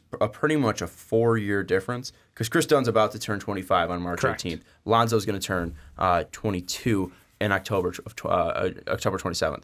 So that's one huge gap right there. Is yes, Chris Dunn's a better half-court player. That doesn't mean Lonzo can't learn at all. And yes, he's a quick decision maker and he's a great passer. And at some point, I think that can turn into half-court presence. And he's already a better defender than Chris Dunn. Is he? Yeah. Is he? Lonzo Ball last year was elite and could have been all-team. You're wrong. Defensive You're second team. You're completely wrong in that. There are so many fucking stats that put him like lined up next to DeJounte Murray when it comes to defensive stats last year. He was a credible defender last year. And it's not the same this year, and there's obviously his lowlights like everyone has. But I think that you look at his 6'6" ability, his long wingspan, and his athleticism, I think he has at least the potential, I think you can agree with that, to become a better defender than Chris Dunn. Where do you see him struggling defensively? No, I'm just saying I think Chris Dunn is an underrated defender. I think that Chris Dunn, as of today, is a better defender, and I think that Chris Dunn is probably... Yeah, I think he probably has a good chance of maintaining that. Lonzo Ball, I could see him, as he can continue to develop his offensive game, I think that'll kind of trade off a little bit.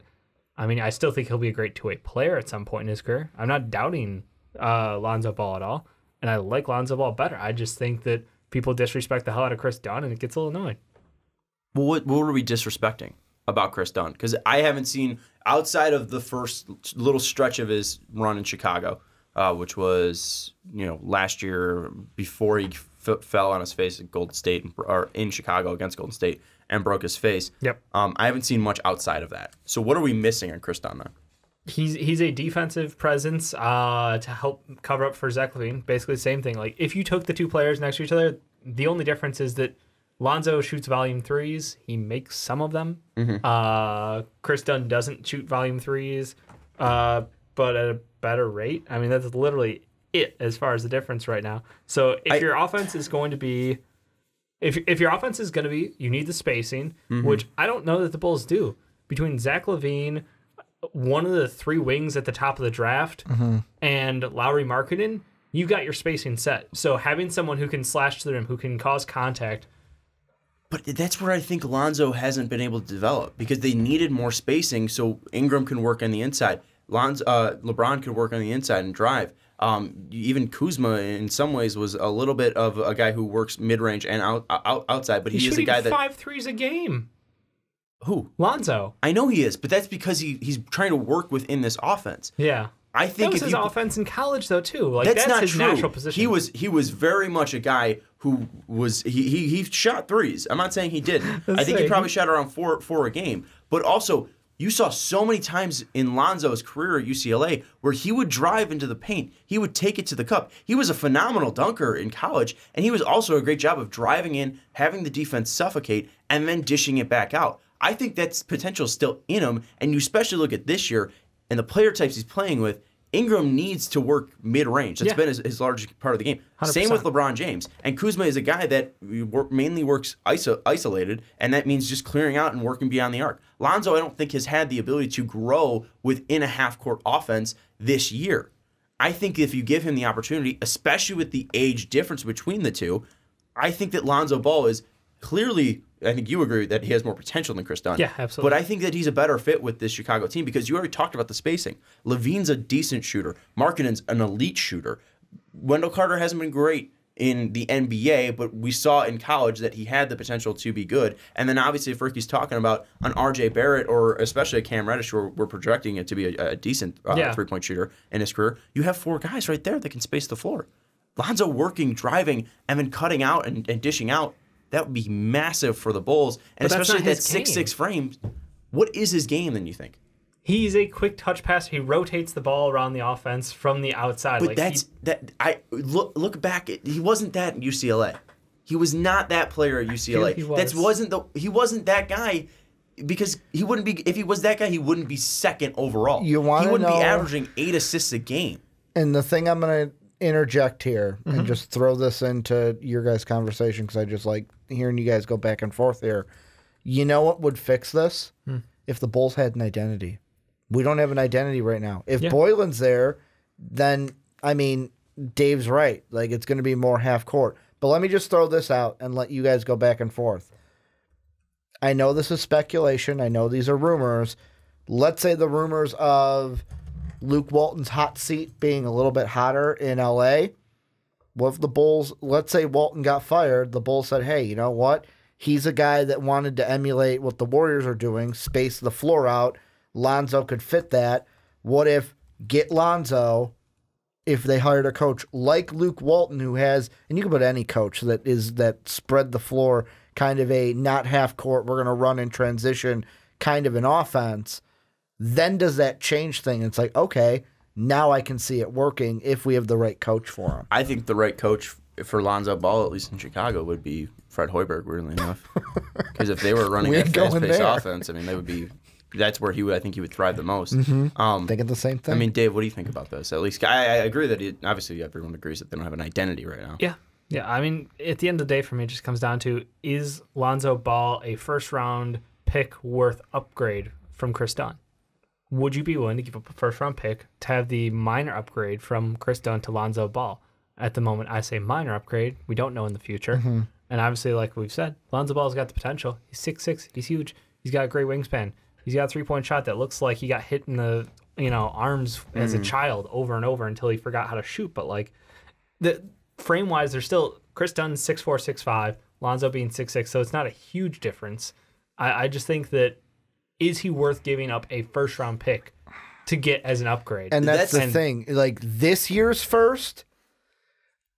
Hell no. I'm going to say hell no. And if I'm getting a point guard, I'm taking John Morant.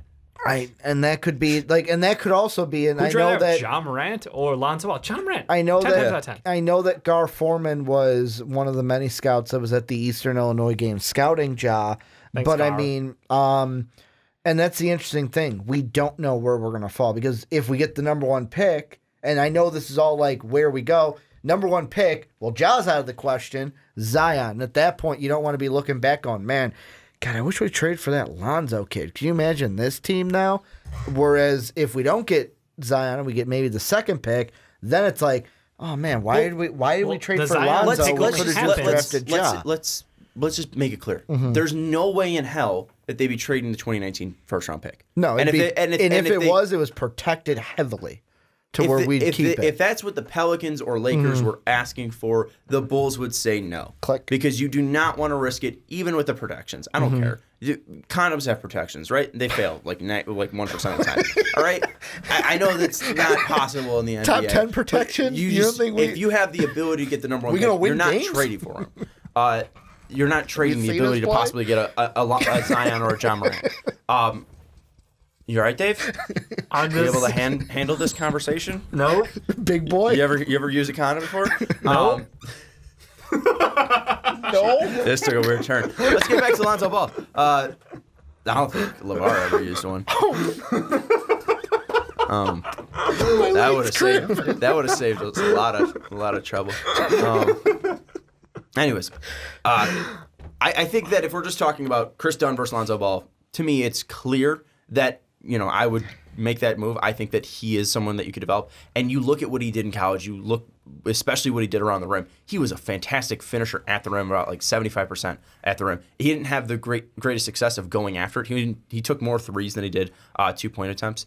He took 4 2-point attempts per game compared to 5 3-point attempts per game in college. But a big thing that he was able to do in college was hit 41% of his threes. But when you're playing around scorers and you have to be the number 1 scorer like he wasn't at UCLA, like Zach LaVine, like Lauri Markkanen, that might make your shots a little bit easier. His shot is still broken as fuck, and I'm not going to defend it, but maybe he'll have a little bit more success. I would feel that if we're talking about Lonzo Ball versus Chris Dunn, I think that he would be a much better fit. However, it then just gets into the value and the question of should they trade for him.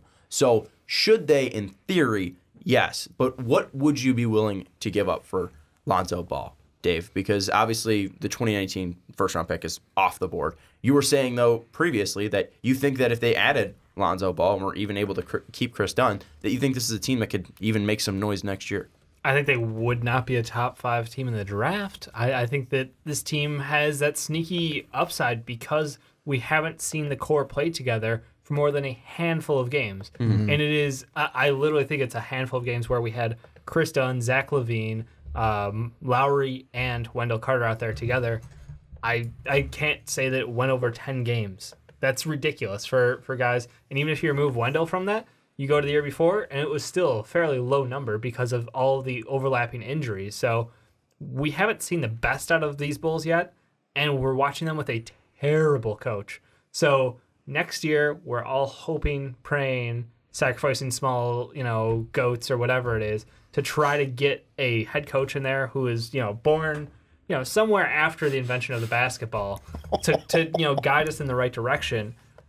If that happens, this team will look similar to, we're not going to be as good as like Sacramento or the Nets are, but we're going to be in that, 8 to 12 range, very likely. Well, what happens is that you're still playing in the Eastern Conference, and you look at Charlotte, they're possibly losing Kemba Walker. That's going to take them down a huge, substantial margin. But then again, you still have to look at what this team could possibly be. And if they do add these young players, it doesn't mean anything if they still lack that identity. Yep. They still have these gray blobs in the front office. They have this thumb, as Jake likes to lovingly call him, in Jim Boylan as their head coach. So if they still have those players, those young players do not mean shit because they don't want to play for Jim Boylan. They don't want to give effort because they hate this guy. Yeah. Not because they're lazy, because you're an asshole. So if the asshole's still there, You're not going to get the best out of these players, even if they're all extremely talented. Zach LaVine's extremely talented. Go look at his first 15, 20 games of the season. Holy shit, was he putting on a show every single night.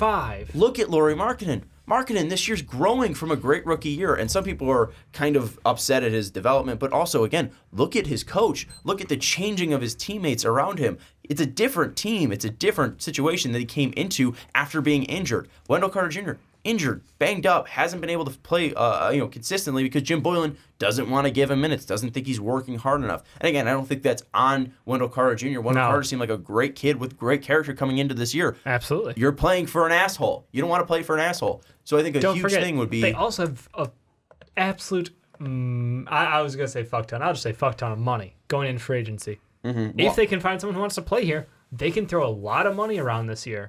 So I think that's something to keep in mind. The thing with that would be, in my opinion, is would you want to add a veteran to this team? I'm just saying it's an option out there. But does that fit the core, in your opinion? I mean, Zach LaVine is already, 23? I think so. So... I'll check. Meh. I think if you've got the money, now's the time to spend it. He's 23, 24 in March. Yeah, he's on his second contract. So you've got the money to spend it now before you have to pay for Lauri Markkanen on his, after his rookie contract's up, Chris Dunn, his rookie contract. So I think that now is the time to spend because you're going to get a top 5 pick in this draft, God willing, top 1, top 2. And then you move forward and you can go ahead and free agency, sign a big contract for somebody, try to lock them up long term. And then this team is set for the next 3 years. You're basically just on the right track in my mind. Yes, absolutely do it. What I want you to do is look for a name that you think they should sign. Because obviously I don't think they're going to get Kevin Durant or anything like that, but I think you should look for a player that you think. But clarify me this. You're in the camp of, no, you should not trade for Lonzo Ball because you can go out and sign somebody. I think the cost of Lonzo Ball is probably not going to be worth the upgrade from what Chris Dunn gives to this team, unless they really want to change identities to something that they had in Fred Hoiberg in a quick pace, constantly pushing from the outside perimeter. Ricky, what are your thoughts on this? I mean, do you think they should trade for Lonzo Ball? Yes. Especially because of the price that could be willing, and especially with Dave's bringing up. What do you think about what Dave said, and especially should they trade for him? I would say yes. The only thing is, to me, what is that price going to be? Like I mentioned in the Anthony Davis one, the trade that I put out there, but I just came up with another one based off of just a random one I saw on Twitter, and I had to fix it because it didn't work mathematically, of course. But the skeleton was Lakers get Anthony Davis and Etuan Moore. The Pelicans get Kuzma, B.I., Chris Dunn. The Lakers first this year and a Bulls second next year. I would probably make that a Bulls first. The Pelicans would want a first over a second for 2020. Bulls get Lonzo Ball. That math didn't work, so I fixed it. Here's what it is. You tell me what you think. Bulls get KCP, expiring contract, and Lonzo Ball. Lakers get the AD, Etuan Moore. The Pelicans take on Felicia's contract. It's for 2 more years. Yeah, they can eat it because they get B.I., Kuzma, Zubac, Chris Dunn, and Bobby Portis on top of the 2 picks that they would get. They're getting what picks again? They would get the one that was in the tweet was Lakers first this year and Bulls second next year. I think they would want the Bulls first 2020. I don't think they would want a Bulls second. But so the Bulls side would be the Bulls Chris Dunn, Bobby Portis, and a first. We would get Felicia's contract off the books, which he's got $3 million at 8.7. Chris Dunn and Bobby Portis, and we would take on KCP, which would expire at the end of the year. And I don't know if he's a Bulls fan or not. That is extremely Bulls heavy because you give them so much. You just freed up $8 million in cap in the Felicio deal, which is the worst, probably one of the worst deals in the league. And adding because he's unplayable. And because adding that's why I think the Pelicans would be like, give us your first next year instead of that second, which I'd be okay with giving up next year's first. But if I can get that off the book and open up more room with Lonzo Ball, trading for I don't know. Lonzo's too good for that. You're not trading for Zaire Smith here. You're trading for Lonzo Ball, former second-round pick 2 years ago. You can't just give up Bobby Portis, who I think is going to be a free agent soon. Well, correct me if I'm wrong. You're not going to give up Chris Dunn, who isn't a top 20 point guard at all. That's why I feel like in order to do this... I understand the first-round pick. No, still not enough. It has nothing to do with that. The Bulls, in order to make this work, need to be... Like, they can't go to the Lakers and go, hey, this is what I want. They can't go to the Pelicans after an Anthony Davis deal and go, hey, this is what we want. They have to shoehorn themselves into a three-team deal. And I understand that because of what the Lakers can But the Pelicans can get better value for Lonzo Ball outside of the Bulls. They don't need the Bulls. They need a third team. And the Bulls need to give up more to get Lonzo Ball. Because if you were just saying, like, the trade for the Lakers, because the Lakers aren't getting anyone from the Bulls aren't getting anyone from the Lakers, right? No, the Bulls are getting KCP and Lonzo from the Lakers. Because they're getting KCP... Okay, how much is each one worth? Each one's worth $12 million, right? He is. Let me pull it up again because I just do the trade and take off each one in KCP. It still works. It should. No, the Lakers would have to give up $3.9 million. Okay. Still. Well, and just use Lance because that KCP thing's too valuable to the $12 million. Well, and I like what you're saying because like I came up with the one immediately when like the Anthony Davis stuff went down. The Pelicans and Lakers could just include the Magic at Lonzo, and they could give Vooch to the Pelicans. And the Pelicans could be like, oh, Vooch is way more valuable to us than what the Bulls would give up. But how is Vucevic valuable to the Pelicans at all? He's an expiring contract. It gives them flexibility, either cap room to just get off the books or, hey, let's rework your contract. What would you want to re-sign with us? Not at a max deal. I just think that it's going to end up in some way. It's going to be too much to get Lonzo Ball. Dave, do you have a free agent that you came up with that you think could fit with the Bulls? Fit with the Bulls. Fit with the timeline. Because I have one. My default answer always goes back to the same kind of three guys. And it's Klay Thompson, which is a long shot. And that's just me being a jerk and being like, yeah, we got Zach LaVine. I also want Klay Thompson. Tobias Harris, because he's super underrated and I love him. And the third one is actually reasonable, I guess. But depending on where our draft pick lands, I think Kelly Oubre is someone who we could probably just fuck with because the Suns have a bunch of wings already. And I don't expect them to put out a strong offer on him. Yeah. I think they'll toss him some money just to see if he's interested in sticking around for depth. But I think he would be looking for a team where he could make it on, and I like his game. He's got some IQ issues at times during games where he decides to just freak out. When you were talking, I was thinking bigger though. Yeah, I was thinking DeMarcus Cousins. Oh, I mean you could throw it on that. I don't think Boogie wants to play here. But what I think he does want is a max deal. And you might be one of the only teams offering a max deal without Zion. Now, I ask without Zion because let's say we do get Zion. That means we have Wendell, Markkanen, Zion, and Boogie in our front court. Well, I think Wendell would probably be better off the bench just for his development. Yeah, and he could play Zion 1,000,000,000%. Okay. Right. I'm just throwing it out there. Yeah, I think if you have DeMarcus Cousins, because that's a lot of big bodies. Who's going to stop it?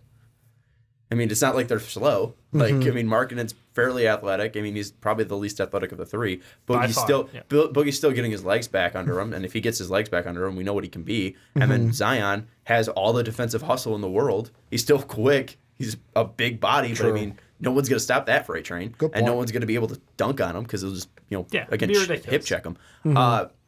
So I think that if they have this much cap space, you got to play with it a little bit more than just Kelly Oubre, in my opinion. I said Tobias Harris.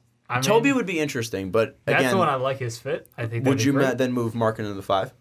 Or would you play Toby at the 3? I would probably try rocking Toby at the 3. Okay, because I like him more at the 4. I know, but he and Gallo have been playing together, and I'm like, I could see him play at the 3, and then obviously Markkanen's going to get hurt, so he'll be there. He'll be ready. All right. Now we draft Ja. So what we come to is that the Bulls should not trade for Lonzo Ball because they'll either not have enough value or it'll be too much value. You have to give up too much to get him. And in that value for the upgrade level from Chris Dunn is not worth it in my mind.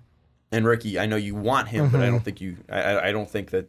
Yes, you can make it work on Trade Machine, but I don't think it's going to feasibly work. For the right price, I'd be happy to, but I don't want to force it.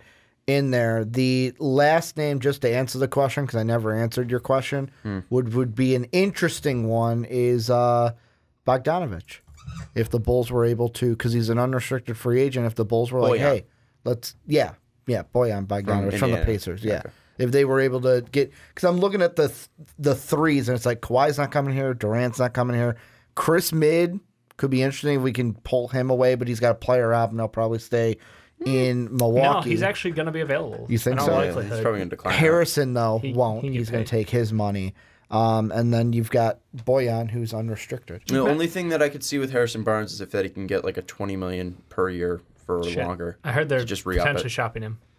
Just give him the Jabari contract. I think that they should be smart to shop him, but I'm just saying, like, if the only way I could see him declining that player option is just to try to get more security at a lesser rate, because next year I don't think anyone's gonna want to pay him. We can give you a $20 million contract for 2 years with a club option. That's really good on those. I know. Max money, Derrick Rose. Yeah. Or Chicago. That's probably the only free agent you're gonna get is D Rose on a 4-year, $156 million contract. Anyways, that's going to do it for it. It's no Lonzo Ball, Chris Dunn's getting traded, and D Rose on a max. That's what's going to happen in Chicago, and Jim Boylan's still going to be your coach. But let's move into the next topic, and we are talking about our wet boys, the dampest of dudes, the soggiest of shooters, the moistest of men's. This is Wet Boys, the weekly segment where we talk about guys who absolutely went off in the past week, had historic performance, crazy stat lines, impressive, beyond the grave outings over the past week of games. Ricky Widmer, start us off. So for mine, it's easy. Luka Doncic. And the reason why is I wish I had the GIF that I put into our text where Luka just dropping the mic, because basically it's one game this week is why I gave him the wet boy. He is the first teenager in NBA history to have a 30-point triple-double, and he is the youngest player since LeBron James at the age of 20 and 100 days on April 29th, 2005, when I was a young high schooler against the Milwaukee Bucks, had a 30-point triple-double. That alone, Luka, congratulations, you're getting your third wet boy of the year and moving you into second place, tied for behind James Harden. And he's tied with Anthony Davis and Steph Curry, I believe. And somebody very important. Just tell me. Derrick Rose. Oh, okay. That's right. I forgot we gave him 3. He went on that run, man. That's true. Dave, you also have a rookie for us. I do. And it's funny, Ricky coming in. And Luka Doncic. For those of you who don't recall, our draft, last year's draft, we each picked a side on who might be a better player. And the trade went into it. And I went Luka Doncic, Ricky went Trae Young. And now Ricky, crowning a wet boy, Luka Doncic, and I giving mine to Trae Young this week. Are you eating your words, Ricky? I mean, a little bit. I've given him 2 wet boys. I mean, I'm just wondering. I'm not veering from it, though. Well, I was wrong. I will say. I'm glad you can admit it's okay to be wrong. It is. I'm just saying. I wouldn't. Dave's out here giving him Trae Young a wet boy, right? Yep. Trae Young still has the ability to score. He just hasn't been efficient. He's on a worse team than Luka is. So, I mean, you could still hold the opinion that Trae Young could be better, because it's guys up from here and Luka hit his peak. It's true. At this point out there in the league, when I'm just having a bad day, you know what Luka clip I watch? That 3 from the corner. When he's leaning out, against he's Portland?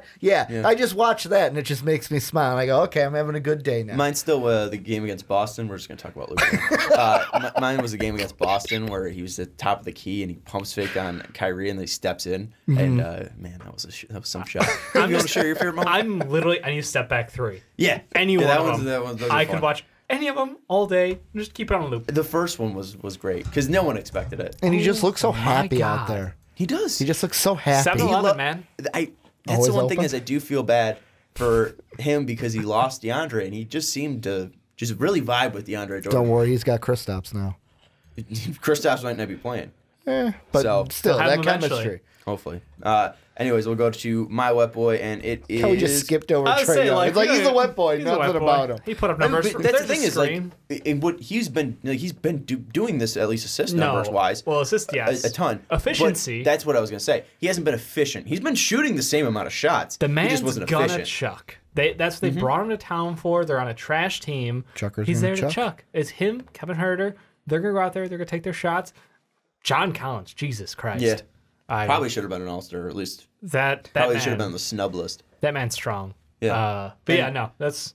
Yeah, and spoiler alert with Trae Young, because their game ended. I know this doesn't play into this, but 28 points tonight on 9 of 20 shooting, the same as Kyrie. Hey. 5 of 10 from beyond the arc. That's great. 9 assists, yeah. Yeah, I mean, how many turnovers? He had 2 turnovers. That's incredible. That's pretty great. That's one fucking game from Trae Young. Trae Young. And they lost. Oh, yeah, they got rolled by the Jazz. But Trae Young, keep it up. Like, it's encouraging to see this because as much as I love Luka Doncic, I want to see you succeed in the NBA still. I don't want you to be a scuffed version of Curry. That's the thing. I thought he was going to be a bust. I think I said I thought he was going to be a bust. Yeah. I think I said, boom or bust was the thing I kept saying about Trae Young. I didn't say I didn't like him. Like, I remember he's fun your to watch. face when Brandon and I had the segment of could Trae Young be the #1 overall pick? Yeah, you did that. You rolled your eyes like that. I still feel it. It was so obvious that it should have been Luka Doncic. Or DeAndre Ayton. Or fuck Marvin Bagley. I was like, DeAndre Ayton did go #1. Yeah. And Luka's clearly the better player than him. And was the better player last year, too. Yeah. Oh, fuck. Anyways, we go to mine. This guy was not a #1 pick. He was not a #2 pick. He was a #3 pick, I believe, right? Or was he 5? 3. 3. He was 3. Yeah. Because KP was 4. Jahlil Okafor has had a resurgent career. I mentioned him last week. I didn't give him a wet boy. He had the most efficient 3 games of his career last week, putting up like 17 points on like 60% shooting. Well, fuck it. He came in the next 3 games and put up 22 points per game, 12 rebounds per game, 2 blocks a game, on 67% shooting from the field, and 90% from the line. 90% for Jahlil Okafor from the free throw line. I feel good Absolutely shipping incredible. AD out of town knowing that Ja's got our back. You got the centerpiece. You want to know why? Because Ja will provide. And yeah. But here's the other thing, too. You know, when you were bashing on the Amir Sheik trade, right? You know, that one didn't work out. You need to find places for cast-offs. And Jahlil Okafor was a fucking cast-off, and this guy is balling out. It's been fun to watch. It's funny because, like, the Knicks picked up every bad player from, what was it, like the 2014 draft or something? 2015 was the Mark this Hazoni draft. year. Yeah. And, you know, like, they went out and they took shots at all these young, talented players at the top. And, you know, Ja was not one of the guys who got the invite. No. It's kind of funny. Yeah, they got Hazonia was invited, Amudia was invited. Who else was invited? Well, they had Frank already. No, Frank wasn't from this draft. Oh, okay. They drafted Kristaps. Yep. Kristaps was in that draft. I knew that the only 2 guys. they They had 3 guys though. Yeah, they had 3 guys from that draft that ended up being on the team. But the thing that I've just absolutely loved from Jahlil is, I mean, he's been super aggressive, offensively rebounding. He's been great on pick and rolls. The one thing that I have liked a little bit too is his passing ability isn't the worst, and he's decent at driving in from outside. He doesn't have a shot. I just think he's like, and I know this is a horrible comparison. Yeah. But in some ways, I do see him. I mean, again, I think this is a horrible comparison. So but do not take this. I need you to make it. A very bad version of Nikola Jokic. What? I don't know, because he's a big body, right? He makes most of his money in the paint. Yeah. He's a decent driver like Jokic is. Yeah. He's not a shooter like Jokic. He's not a passer like Jokic. Correct. But at least just from, let's say, the top of the key when they're driving, they're like the same player.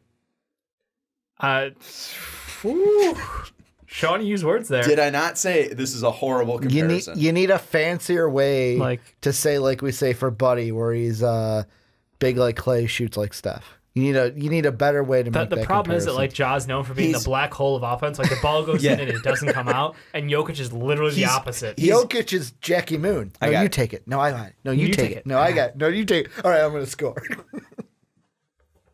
He's big like Jokic. Didn't Jokic have a tripped up this week too? I don't know. I just know Jokic did the Jackie Moon, like exactly Jackie Moon. Big like Jokic, bad like Kobe. Thoughts? No. Okay. I think. Fuck Kobe. I mean, you're talking Kobe Bryant, by the way, right? Ooh. How about this? Yeah. What other Kobe's are there? I can't endorse that. Big like Jokic. Jokic, bad like Hazonia. Is that better? I like big like Jokic, bad like. You're gonna have to go back to the drawing board. Yeah, we'll have to shelf that one for a bit. Again, I said it was horrible. But the big thing is, if you see the thumbnail, we need your help. because we've talked on this podcast that James Harden is an automatic wet boy, and right now he has not been put into the slot of his 8th wet boy because I personally think that he is not valuable enough to be a wet boy this week. Dave is on the fence of him being valuable this week. So, Ricky, your job is to read the stat lines. Dave will make his argument. I will follow up. It's a little point, counterpoint. There's no other thing. So you make your argument. I make my argument. So I'm reading the wet. You vote. I'm basically reading the wet boy thing, right? Yeah, you read the stat sheet, and then everyone that's watching this either tweet at us saying Harden should be or should not be a wet boy, or put it in the YouTube comments down below. I will say this, and this is it: 37 points per game, 8 total rebounds, 6 assists, 40% from the field, 28% from 3-point. Who wants the floor first? Dave's going first. I will take the floor first. Thank you very much. The number that Sean left out of there was 95% from the line, where the man makes his money. That is what James Harden does. Exactly. You got to do it, Dave. You got to do it if you're fighting for James Harden. You're going to do it. You're going to do it. You got to eat, Dave. Everyone eats. That stat line is still the best stat line of the week. No one else beats that. And just because it wasn't over 40, you're like, he's sort of old news now. I feel insulted on James Harden's behalf. The fact that he is out there dropping ridiculous numbers and still, they won 2 out of 3. I get the New Orleans game was a weird loss. I have no idea how they lost that game. Because Ja will provide. I know how they lost, but it was just bad. James Harden is elite, and he's been the best player in the league the past week, which is what, in my mind, it's one of the things, Wet Boy, we're here to point out, look how good this guy is. And I think that, yes, his performance has still been historical. He is still on the crazy run of games over 30 points. I don't understand. Which could end tonight. Now we'll get there.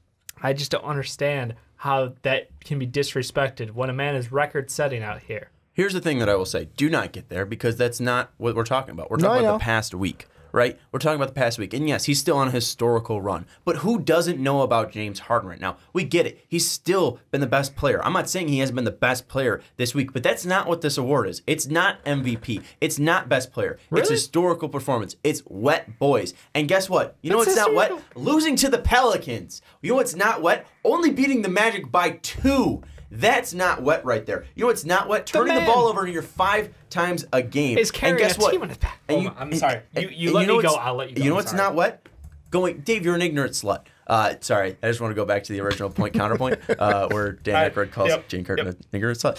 You know what's not wet? Shooting 14 threes a game and only going 27.9% from beyond the arc. You need to be better. And his best performance was 33% from 3, 4 of 12, and 6 of 18. You have to stop hurting your team like that. You cannot do that. And here's the thing is, we just went from James Harden 2 weeks ago, 51 points per game, then down to 48 points per game, and now down to 37. A pedestrian 37. He's fallen off. And you can give it to a guy like Nikola Jokic this week, who had a better field goal percentage, who had a worse three-point percentage, had a very similar free throw percentage at 91%. However, it wasn't at the volume of James Harden, but 25 points per game, 12 rebounds per game, 7.7 assists per game, and 2.3 turnovers. He had a better assist to ratio turnover. He won all 3 of his games. And your big thing of how many steals per game did James Harden have? I think it was like 1.7. Oh, yeah. 1.7 steals, 1.7 blocks. 2.7. 2.7 steals last week over the past 3 games. And a game score of 25.8. Harden had 26.6. So very close game scores if we're talking about best of the week. And here's the other thing. Jokic, plus minus 12.7. Harden, negative plus minus 4.7. I'm sorry. Does Jokic have a team built around him? I'm confused. It was point counterpoint. Because James Harden doesn't. It was point counterpoint. He's got a crippled Chris Paul. It was point counterpoint. That is all. Also, his true shooting's still better. It was point counterpoint, and that is all. Regardless of his terrible shooting. Point counterpoint. Still shut up, Dave. You're getting rickied. Both of them are muted. This is my mic. Thank you very much. Let us know what you think. Should James Harden be the mediator? Doesn't get to come in. You're the mediator. I don't get to say. No, it's point counterpoint. Not point counterpoint mediator. I had an outside the discussion. No, you can't influence him. Dang. No, it has nothing to do with the thing that I would say is, Dave, I get your point, Sean, I get your point. This is why I have gone back and I haven't fought it because Wet Boys is we can do whatever we want with it. But this is why I did not want to start doing. If you think James Harden deserves a wet boy, give him a wet boy. There it is. If you think he's a wet boy, Sean, give him a wet boy. Dave, you think he's a wet boy? Give him a wet boy. This is why I have, from the beginning, have not liked here's our 3 wet boys, and then James Harden. We created this problem, but now they can vote. Okay. We'll just say Nikola Jokic, 23 points, 12 rebounds, 8 assists, and they're currently beating the Rockets 119-104. And James Harden, if he doesn't score over 30, I will say will not be a wet boy next 21 points, 6 of 7 from the field, and 4 of 10 from 3. So, but let us vote. He can still be a wet boy for this week, but we need your votes. If you think he shouldn't be, let us know. If you think he should be, let us know. Your silence is still a vote. I will say that. Let's move now to fantasy. We'll make this quick. We are in 4th place, 89 points. I fucked up a little bit. I benched Nerlens Noel, but I don't think it hurt us too much because he shot 33% from the field. He did have 3 blocks, which would have been helpful. But Trae Young balled out. Yeah. So that was great to see. What boy? Yes, and we are in 4th place. He still has Dave's mic off. Oh. We're in 4th place. Hey, just keep it off. Dave's like, nothing. 4th place in field goals made, field goal percentage. We are 9th. Free throw percentage, we are 9th. 3-pointers made, we are 3rd. 3-point percentage, we are 7th. Rebounds, we are 13th. Assists, we are 3rd. Steals, we are 1st. Blocks, we are below because there's a tie. So we are close to, what we would be, because the tie there, we're about like 6th in blocks. And then points, we are 5th. I think my favorite part of the segment is watching Sean try to do basic math for about 60 seconds straight. You want to do it? You can just write the numbers down ahead of time so that way you can just read it off straight. Well, here's the other thing, by the time we got to this, I would think you'd have them memorized. Here's the other thing. The 9 assists, 8 exactly. Here's the other thing, too. You guys pull up the fantasy thing? I literally haven't signed into it ever. Yeah. Never. Rick, you got pulled up? Yeah, I do. He does. Okay. All right. You passed. I always like do. You know, you're my favorite this podcast. Dave's been too bitchy. Every time we do fantasy, Dave does one of these. I'm sorry for my audio listener. Yeah, he just leans and looks at my screen. Yep. We've given Dave the password. Twice at least. More than twice. That. That's what I said, at least. But Ricky, I think you have some trades to bring us because our boy Kyle Craig was throwing out some trades. I can't remember what they were. That was the cue to pull them up. I believe you delete the emails. Well, in my personal, because I get our boy Kyle Craig, who's Philadelphia 76ers, who's currently in 1st place, wanted Malcolm Brogdon for us. I know he wanted Emmanuel Mudiay at first. It was Mudiay for Brogdon, and then you declined it, and he added in. No, I didn't decline it. I didn't touch it. Then you didn't touch it, and then he added in the name that you said, Fournier. So Fournier and Mudiay for Brogdon. It's a lot of A.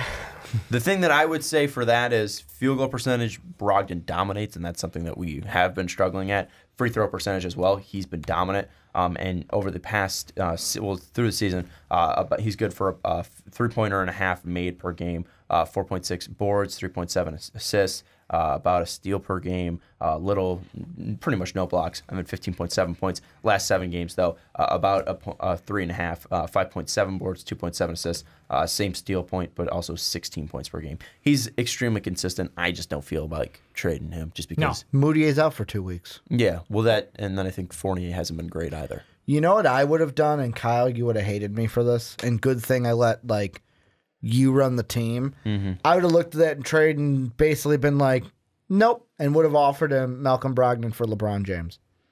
The disrespect. Knowing that he would say no. Knowing that you would say no, Kyle. That's what I would have done if I was actually running the team. Ricky slaps trades in the face.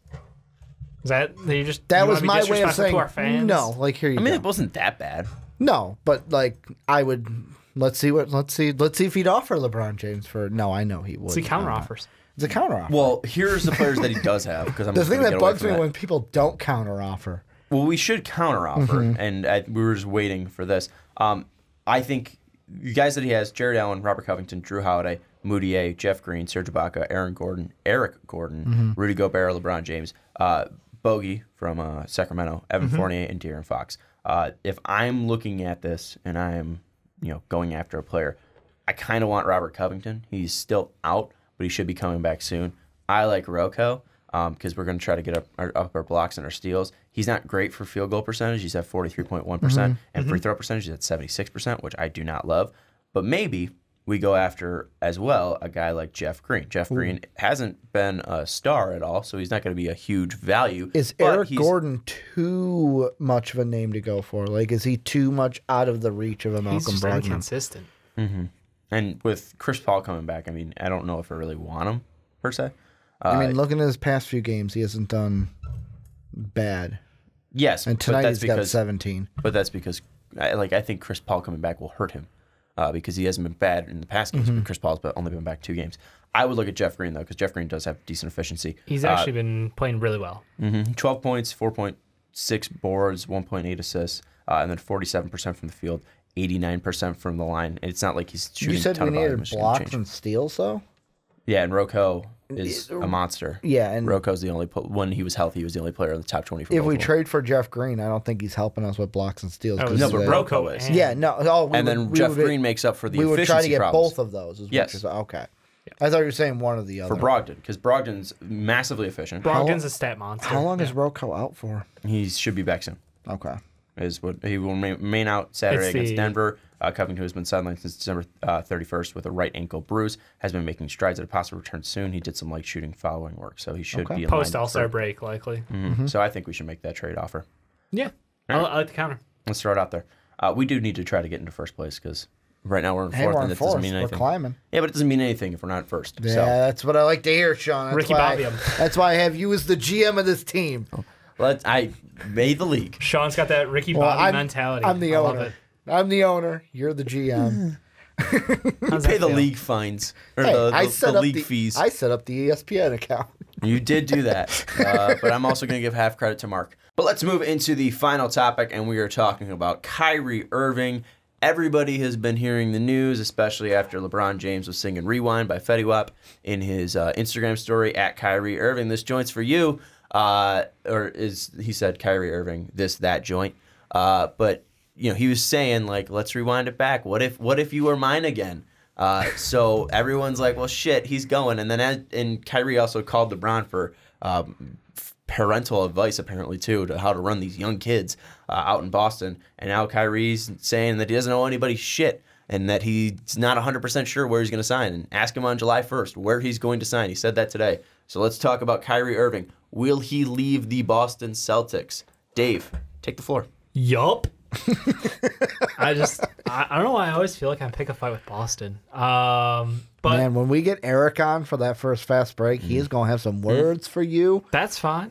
He's allowed to have words. I think that Kyrie Irving is exactly what he's saying publicly. Is there's no reason to believe anything he said. Like, he went from committing in a fan convention, I'm gonna be here, I'm gonna resign. What did you expect him to say, though? I'm the one who told you that. You're stealing my words. Well, I'm just saying in general, like in front of fans and everyone. No, I'm just gonna be like, no, I'm bouncing. Or maybe just like not even just saying anything. No, just be like, oh, it was brought up. Oh, what was the question though? Like, I don't remember at this point. I mean, like, I just wouldn't say just be like, at this time I've loved. Just give a non-answer. I've loved Boston throughout my time so far, and I'm really positive about the future of this team. You don't have to say yes or no. That's the worst possible answer, is giving an actual answer. I know, he's an athlete. He should know be better. Roger Goodell. But don't he give also an answer. is the same guy who's Earth is flat. So again, why do you trust anything this man says? Don't hold no stock in anything he says. He was also the guy that in Cleveland, when LeBron left the first time, was asked by a little kid, "Hey, would you leave us?" And he ended up leaving Cleveland. So he bashed that kid too. Yeah. In Cleveland. So you can't trust a word he says. That's my key takeaway from all of this is whether you think he's leaving or not, his word doesn't mean anything. What you need to worry about is, do you think the young core you have and he are compatible? Because he's publicly come out and talked about how frustrated he has been with them. He's reached out to LeBron James, like you said, for advice on how to work with younger guys, realizing that what he had put LeBron through was very similar to maybe how he's now becoming frustrated with these younger kids who did it last year without him. they were able to have success in a deep run in the playoffs, taking LeBron to a Game 7, almost, basically minutes away from a finals appearance without Kyrie Irving. So I think that whole thing sets us up for that shadow of a doubt to be like, well, the Knicks have double max money available. The Nets have money for max. The Clippers have money. And then the Lakers have money. Well, if he's starting to realize, the frustration of dealing with younger guys on this team, and you want to buy into that storyline, then absolutely the Lakers make sense because they're going to be LeBron James, Kyrie Irving, and a bunch of vet minimum contracts, and maybe somebody else on that team who might be named Anthony Davis. So that's an intriguing thing to say. Like, that's a lot for someone to pass up on. I get it. You have Jason Tatum, you have Jaylen Brown, you have Gordon Hayward, and you do have Al Horford. But it's not on the same level. You can't. They're just not. As unrealistic as you want to be about the expectations and potential. Potential is one thing. Anthony Davis, LeBron James on a team is another. Well, I want to throw this out because we talked about in the first segment, the Anthony Davis one, about them making a move for Anthony Davis. I heard this question on Highly Questionable, and of course, they quickly dismissed it and pushed it to the side. But I kind of feel like if I'm Boston, I entertain the idea a little bit is if you feel like there's a chance that he's going to leave, do you entertain the thought of, hey, in this week, let me field offers for Kyrie Irving and trade him for something? Because, my young talent, we didn't need Kyrie last year. We went to the playoffs. We went deep into the playoffs without Kyrie Irving. So if he's giving us the ask me on July 1st, oh, I don't know anyone shit, why not try to get something for him and not get burned by him? Because you want to see what this team can do with him in the playoffs. I would kill to see a healthy Kyrie and Gordon Hayward, who we keep seeing more and more glimpses of him returning to a fully healthy Gordon Hayward, which we don't know if we're going to get ever, but you still want to be optimistic about that. Jason Tatum looking good still. I mean, the inefficient shots have cut down. He's coming back to what we expect. Jaylen Brown now healthy, and that new bench role has been really performing well. I think they have a lot of upside on this team, and they're likely slotted in for an Eastern Conference Finals matchup. But what it comes down to is Kyrie Irving, one of the best ball handlers in the game, absolutely killer, cold-blooded from the outside. He can take any big shot in any game. He's been there, done that. I don't think I move him on the chance that he burns me. I just think it's a and the reason why I ask is I feel like it's a catch-22 because if I'm Boston, I'm sitting there going, yeah, I want to see what that run could be, but also I'm on the side where I don't think he's like Boston. I don't think he's coming back. I don't know. I would lean towards L.A., but he could go to L.A., he can go to New York. I just don't think he comes back to Boston next year. And then that hurts them in the Anthony Davis trade because why would Anthony Davis want to stay if Kyrie's not there? Here's the thing with that I think that you, at least for Boston's mindset, is you need to feel like you can compete with Boston in New York, especially with looking at the histories of both franchises. Clearly, Boston and LA are the two most successful franchises in the NBA. That's going to be the biggest, at least rival. At least when you're coming look at up it. They're both going head to head in the Super Bowl this weekend too. Okay, but we're talking about the NBA. We're talking about the Lakers versus the Celtics. I'm talking strictly about these two. I don't care about that. I'm talking strictly about the Celtics with their 18 championships compared to the Lakers, who I think have 17 championships. I could be wrong on those numbers, but I think it's just a one championship differential. I know they have a stupid amount. But again, that's going to be their biggest rival because you have LeBron James and a great franchise history in Los Angeles, and you have a great franchise history in Boston. I don't think New York has that same prestige, and I don't think New York's going to be that big of a rival because, or at least a competitor when it comes to the Kyrie thing. But even if you're Boston, you can't just give up and roll over and be like, oh, well, we can't compete with the big markets. It's not like Boston is a small market. No. I mean, I think they're a smaller market, at least when it comes to media-wise. I think they're still top 10, though. And when you look at sports-wise, I mean, they have been a powerhouse in just Boston sports in general. The Red Sox are one of the most popular teams. The Patriots are one of the most popular teams. Tom Brady is the most selling jersey in the NFL and has for the past 5 years. I mean, Boston is a recognizable name. Larry Bird, Bill Russell. I mean, this is a magical history in Boston when it comes to the Celtics. So you can't just roll over and die and just let Kyrie Irving go and just be like, oh, well, I don't think we're going to be able to sign him. You have to go for it. You have to fight for it. You're going to be able to offer him the most amount of money that any other team can. And the other thing with that is, with the whole Kyrie thing, is you can play that Anthony Davis card of, hey, we're going to go and get you a guy who you like, a guy who is more near your age, and a guy who won't give you these problems. You guys both have the same mindset, and we are still going to be able to work in more veterans like Al Horford and Gordon Hayward into this team. I don't think you can roll over and die. Boston needs to try to keep him, and I think that they still have a very, very, very good pitch to keep Kyrie Irving in Boston. And here's how I see it, because I agree, you can't roll over and die with it, but here's how I see this offseason playing out. You know how I said ask me July 1st? Well, we'll ask him July 1st. You know what he'll say? Oh, I got to take time to think about it. Here's how it's going to go down. He's going to wait for Durant to make his move first. If Durant goes to New York, then New York becomes a player. If Kevin Durant stays in Golden State, then I agree with you. New York probably will not become a player for Kyrie. If I'm Boston, I need to lock down an Anthony Davis deal before KD signs with a team. And not necessarily with the Warriors, but more so with the Knicks. If I can trade for Anthony Davis before Kevin Durant signs with the Knicks, then I have a great chance of keeping Kyrie here. But if Kevin Durant signs and I can't get that deal locked down, or let's say Durant stays with the Warriors and Anthony Davis goes to the Lakers, that's what's going to decide this, is the Anthony Davis deal combined with Durant's free agency is what I think locks down whether Kyrie is in New York, Boston, or LA next season. 100%. I think also the way that Boston finishes the season is going to be huge as well.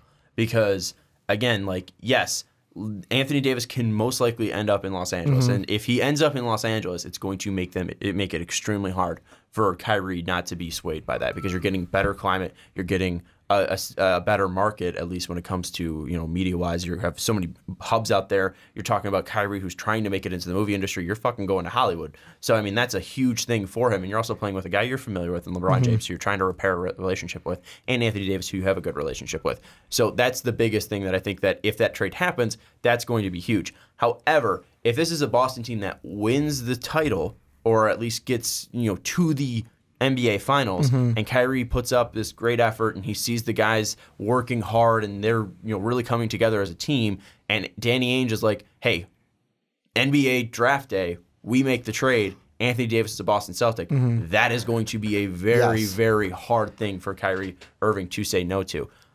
It just depends on, again, what is Kyrie thinking? Because he's an extremely just flighty guy. I don't know what Kyrie's thinking, because he's a guy that's like, I want to leave Cleveland and be on my own team, and then he goes to Boston, he's like, this is too much, and now we're hearing all this stuff that he wants to go back to LeBron James. I don't know if I can trust Kyrie Irving at all. I don't think we're ever going to get a true answer until he finally signs with a team. And if I'm Boston, it's nerve-wracking, but you can't just roll over and die. Yeah, I'm completely with you. And the thing is, they can't even do a draft day trade. You're stuck sitting on it until Kyrie's officially a free agent. So they're going to have to take their picks and decide, is this a guy that fits with us and maybe the Pelicans are interested in? That puts them in an uncomfortable position if Anthony Davis is still available at that point in time. But I'm with you. I think Kyrie at this point's a follower. I think he went, I want to do it on my own. Didn't we have this conversation before? But I feel like we did have this conversation in the past about him. Yeah. Yep. And it was, I just feel like he's now out there on his own, and I think he's seen the guys around him, and he's like, we're good, but we're not Warriors good. Or man, it takes a certain kind of person to you need an adult in the room. Yeah. And Al Horford's the adult of that team, and we all know it. As much as Kyrie's the guy on the team, Al Horford is more the heart of that team. So I would not be surprised to see him follow an all-star somewhere, like you said. And also the thing I want to throw out there is the thing you mentioned about the playoffs, Sean, is so much more interesting because, if you look at the standings right now, Boston would be 4. Bless you. That's where if you make it to the second round, so you're playing Indiana in that first round, if you make it to the second round, guess who could be waiting for you? The team that you knocked off last year that I will bet Giannis and company want some revenge against that Boston team, after how close that game, because I believe that was a 7-game series, or was that a 6-game series? I just saw. I say think Bucks that was.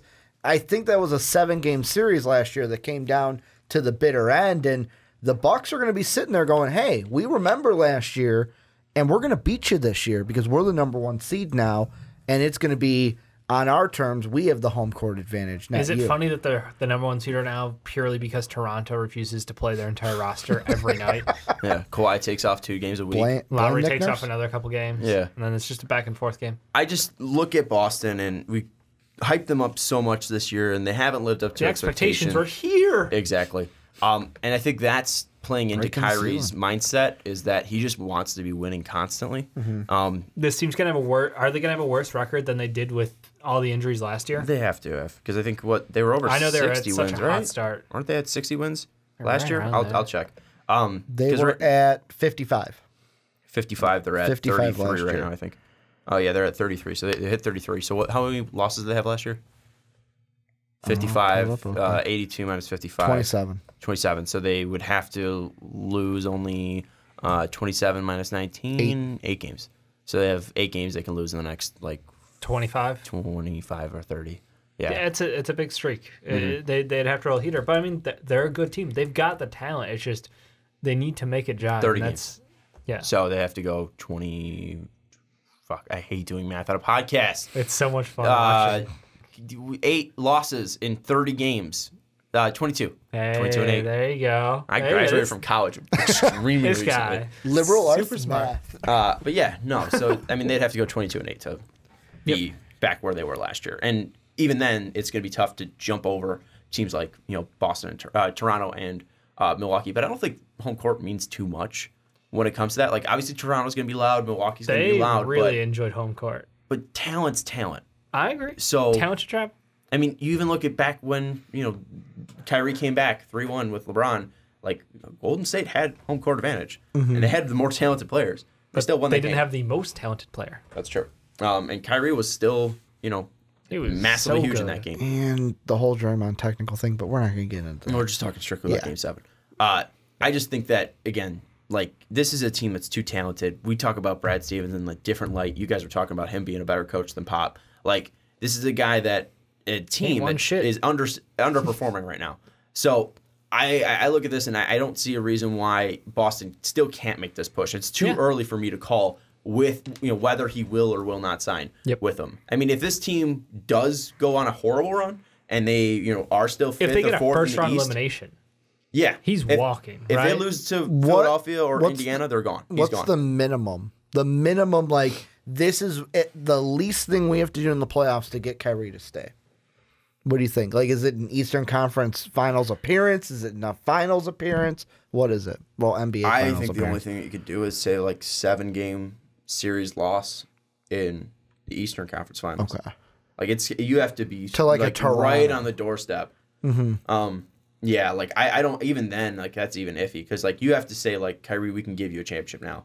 You don't have to leave. You can be the guy. Literally one more year development from Jaylen Brown, Jason Tatum, or the flip for AD if it's available. Yeah, and even then, I still think Kyrie, you could probably push Kyrie to think that he is the number one guy because he's going to be the ball handler for most of it, and that's a huge thing. Oh yeah, AD doesn't take over offensively because he is an offensive monster. He takes over offensively because he has to in a lot of the games. When you watched him, earlier in his career, point up the 50-20s. Yeah. It was just it's Anthony Davis and 4 dudes standing outside. Wouldn't it suck to have just to force Anthony Davis to be your number one guy? I mean, he's so bad at it, being extremely efficient with a high, massive usage and a 124 offensive rating. Just terrible. I love how you use the fact.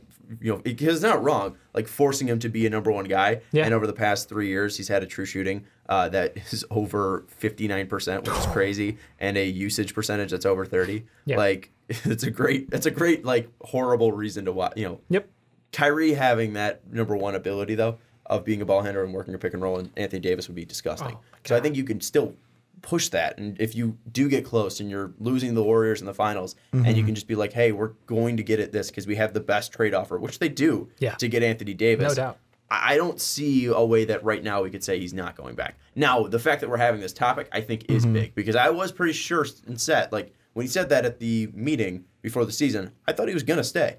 So I think that, again, it is in question of what happens in the playoffs could change his mind. And that's why I almost feel like anything minus an NBA Finals berth would not be guaranteed. Because think about this.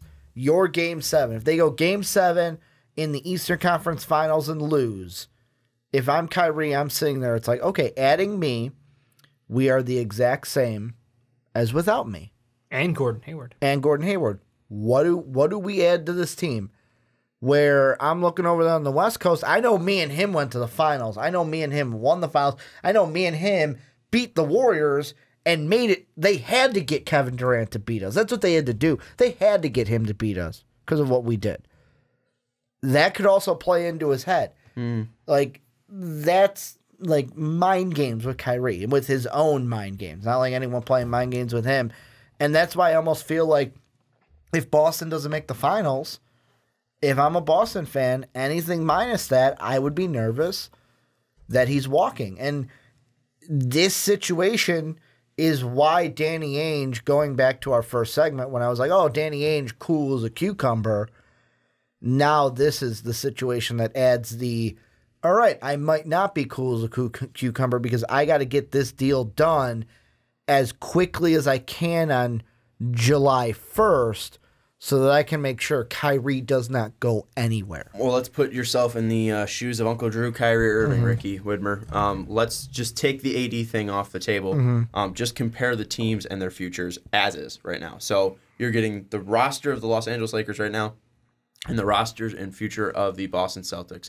If you're Kyrie Irving, and take the playoffs out of this as well, if you're just looking at these teams right now and what they can possibly do, because both teams could possibly make moves, right? So without any moves, I'm making a decision. Without any moves, right now, it's as Boston. is.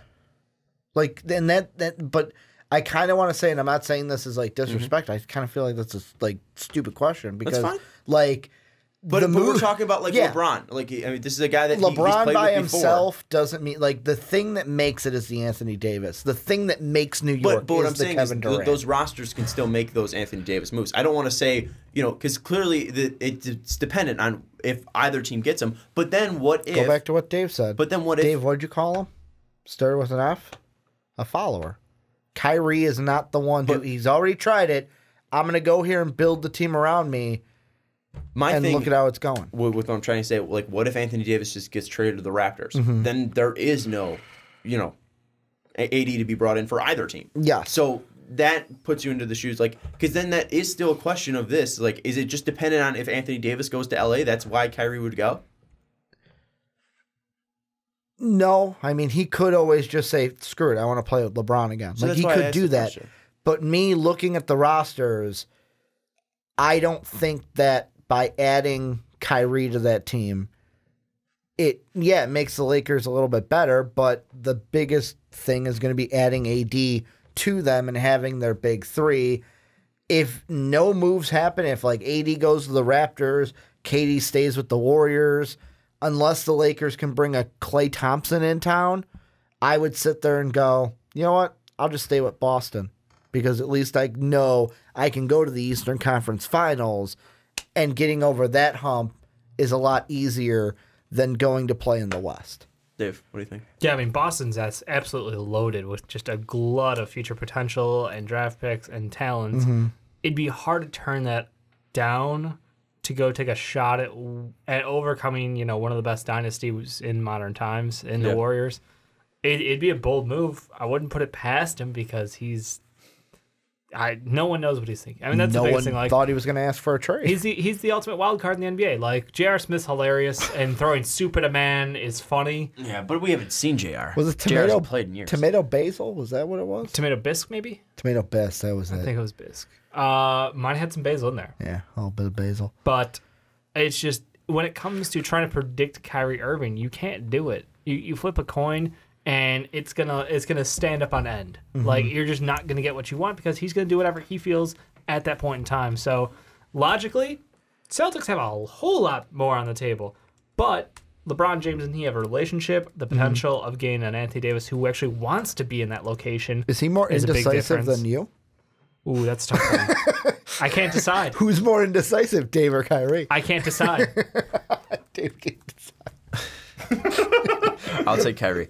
The thing that I will say, though, is just looking back on Boston, even if they aren't able to resign Kyrie, they didn't lose this trade. They're not losing anything. Like, obviously, they're losing a star, and that's in its own right, but you didn't lose anything in that trade. You lost Isaiah Thomas, who you traded to the Cavaliers, who barely played for the Cavaliers. You traded Jay Crowder, who was horrible for the Cavaliers. The only thing that you got out of that was, for the Cavs, the Brooklyn Nets unprotected first-round pick, which turned to Colin Sexton.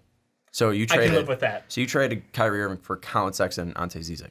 So in the end of it, if you aren't able to re-sign him, it's not the worst thing in the world because you took a shot, you missed, and also Kyrie isn't the healthiest player in the world.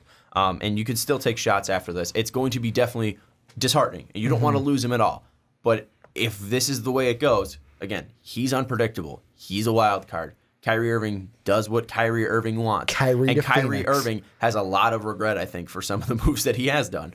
However, in the end of it, if you are Boston, the goal is to re-sign him. The goal is to trade for AD. And the goal is to build a dynasty. But if you aren't able to do so because you're not able to convince him, I don't know what else you could have done to convince him besides giving him Jason Tatum, giving him Jaylen Brown, letting him be the guy. You traded him because he wanted to be the guy somewhere else. You gave him the team with the keys in the car, the coach to drive you. But does the coach like Gordon Hayward better than him? They went out and got the coach's son, basically. I mean, I'm not saying. I'm just saying.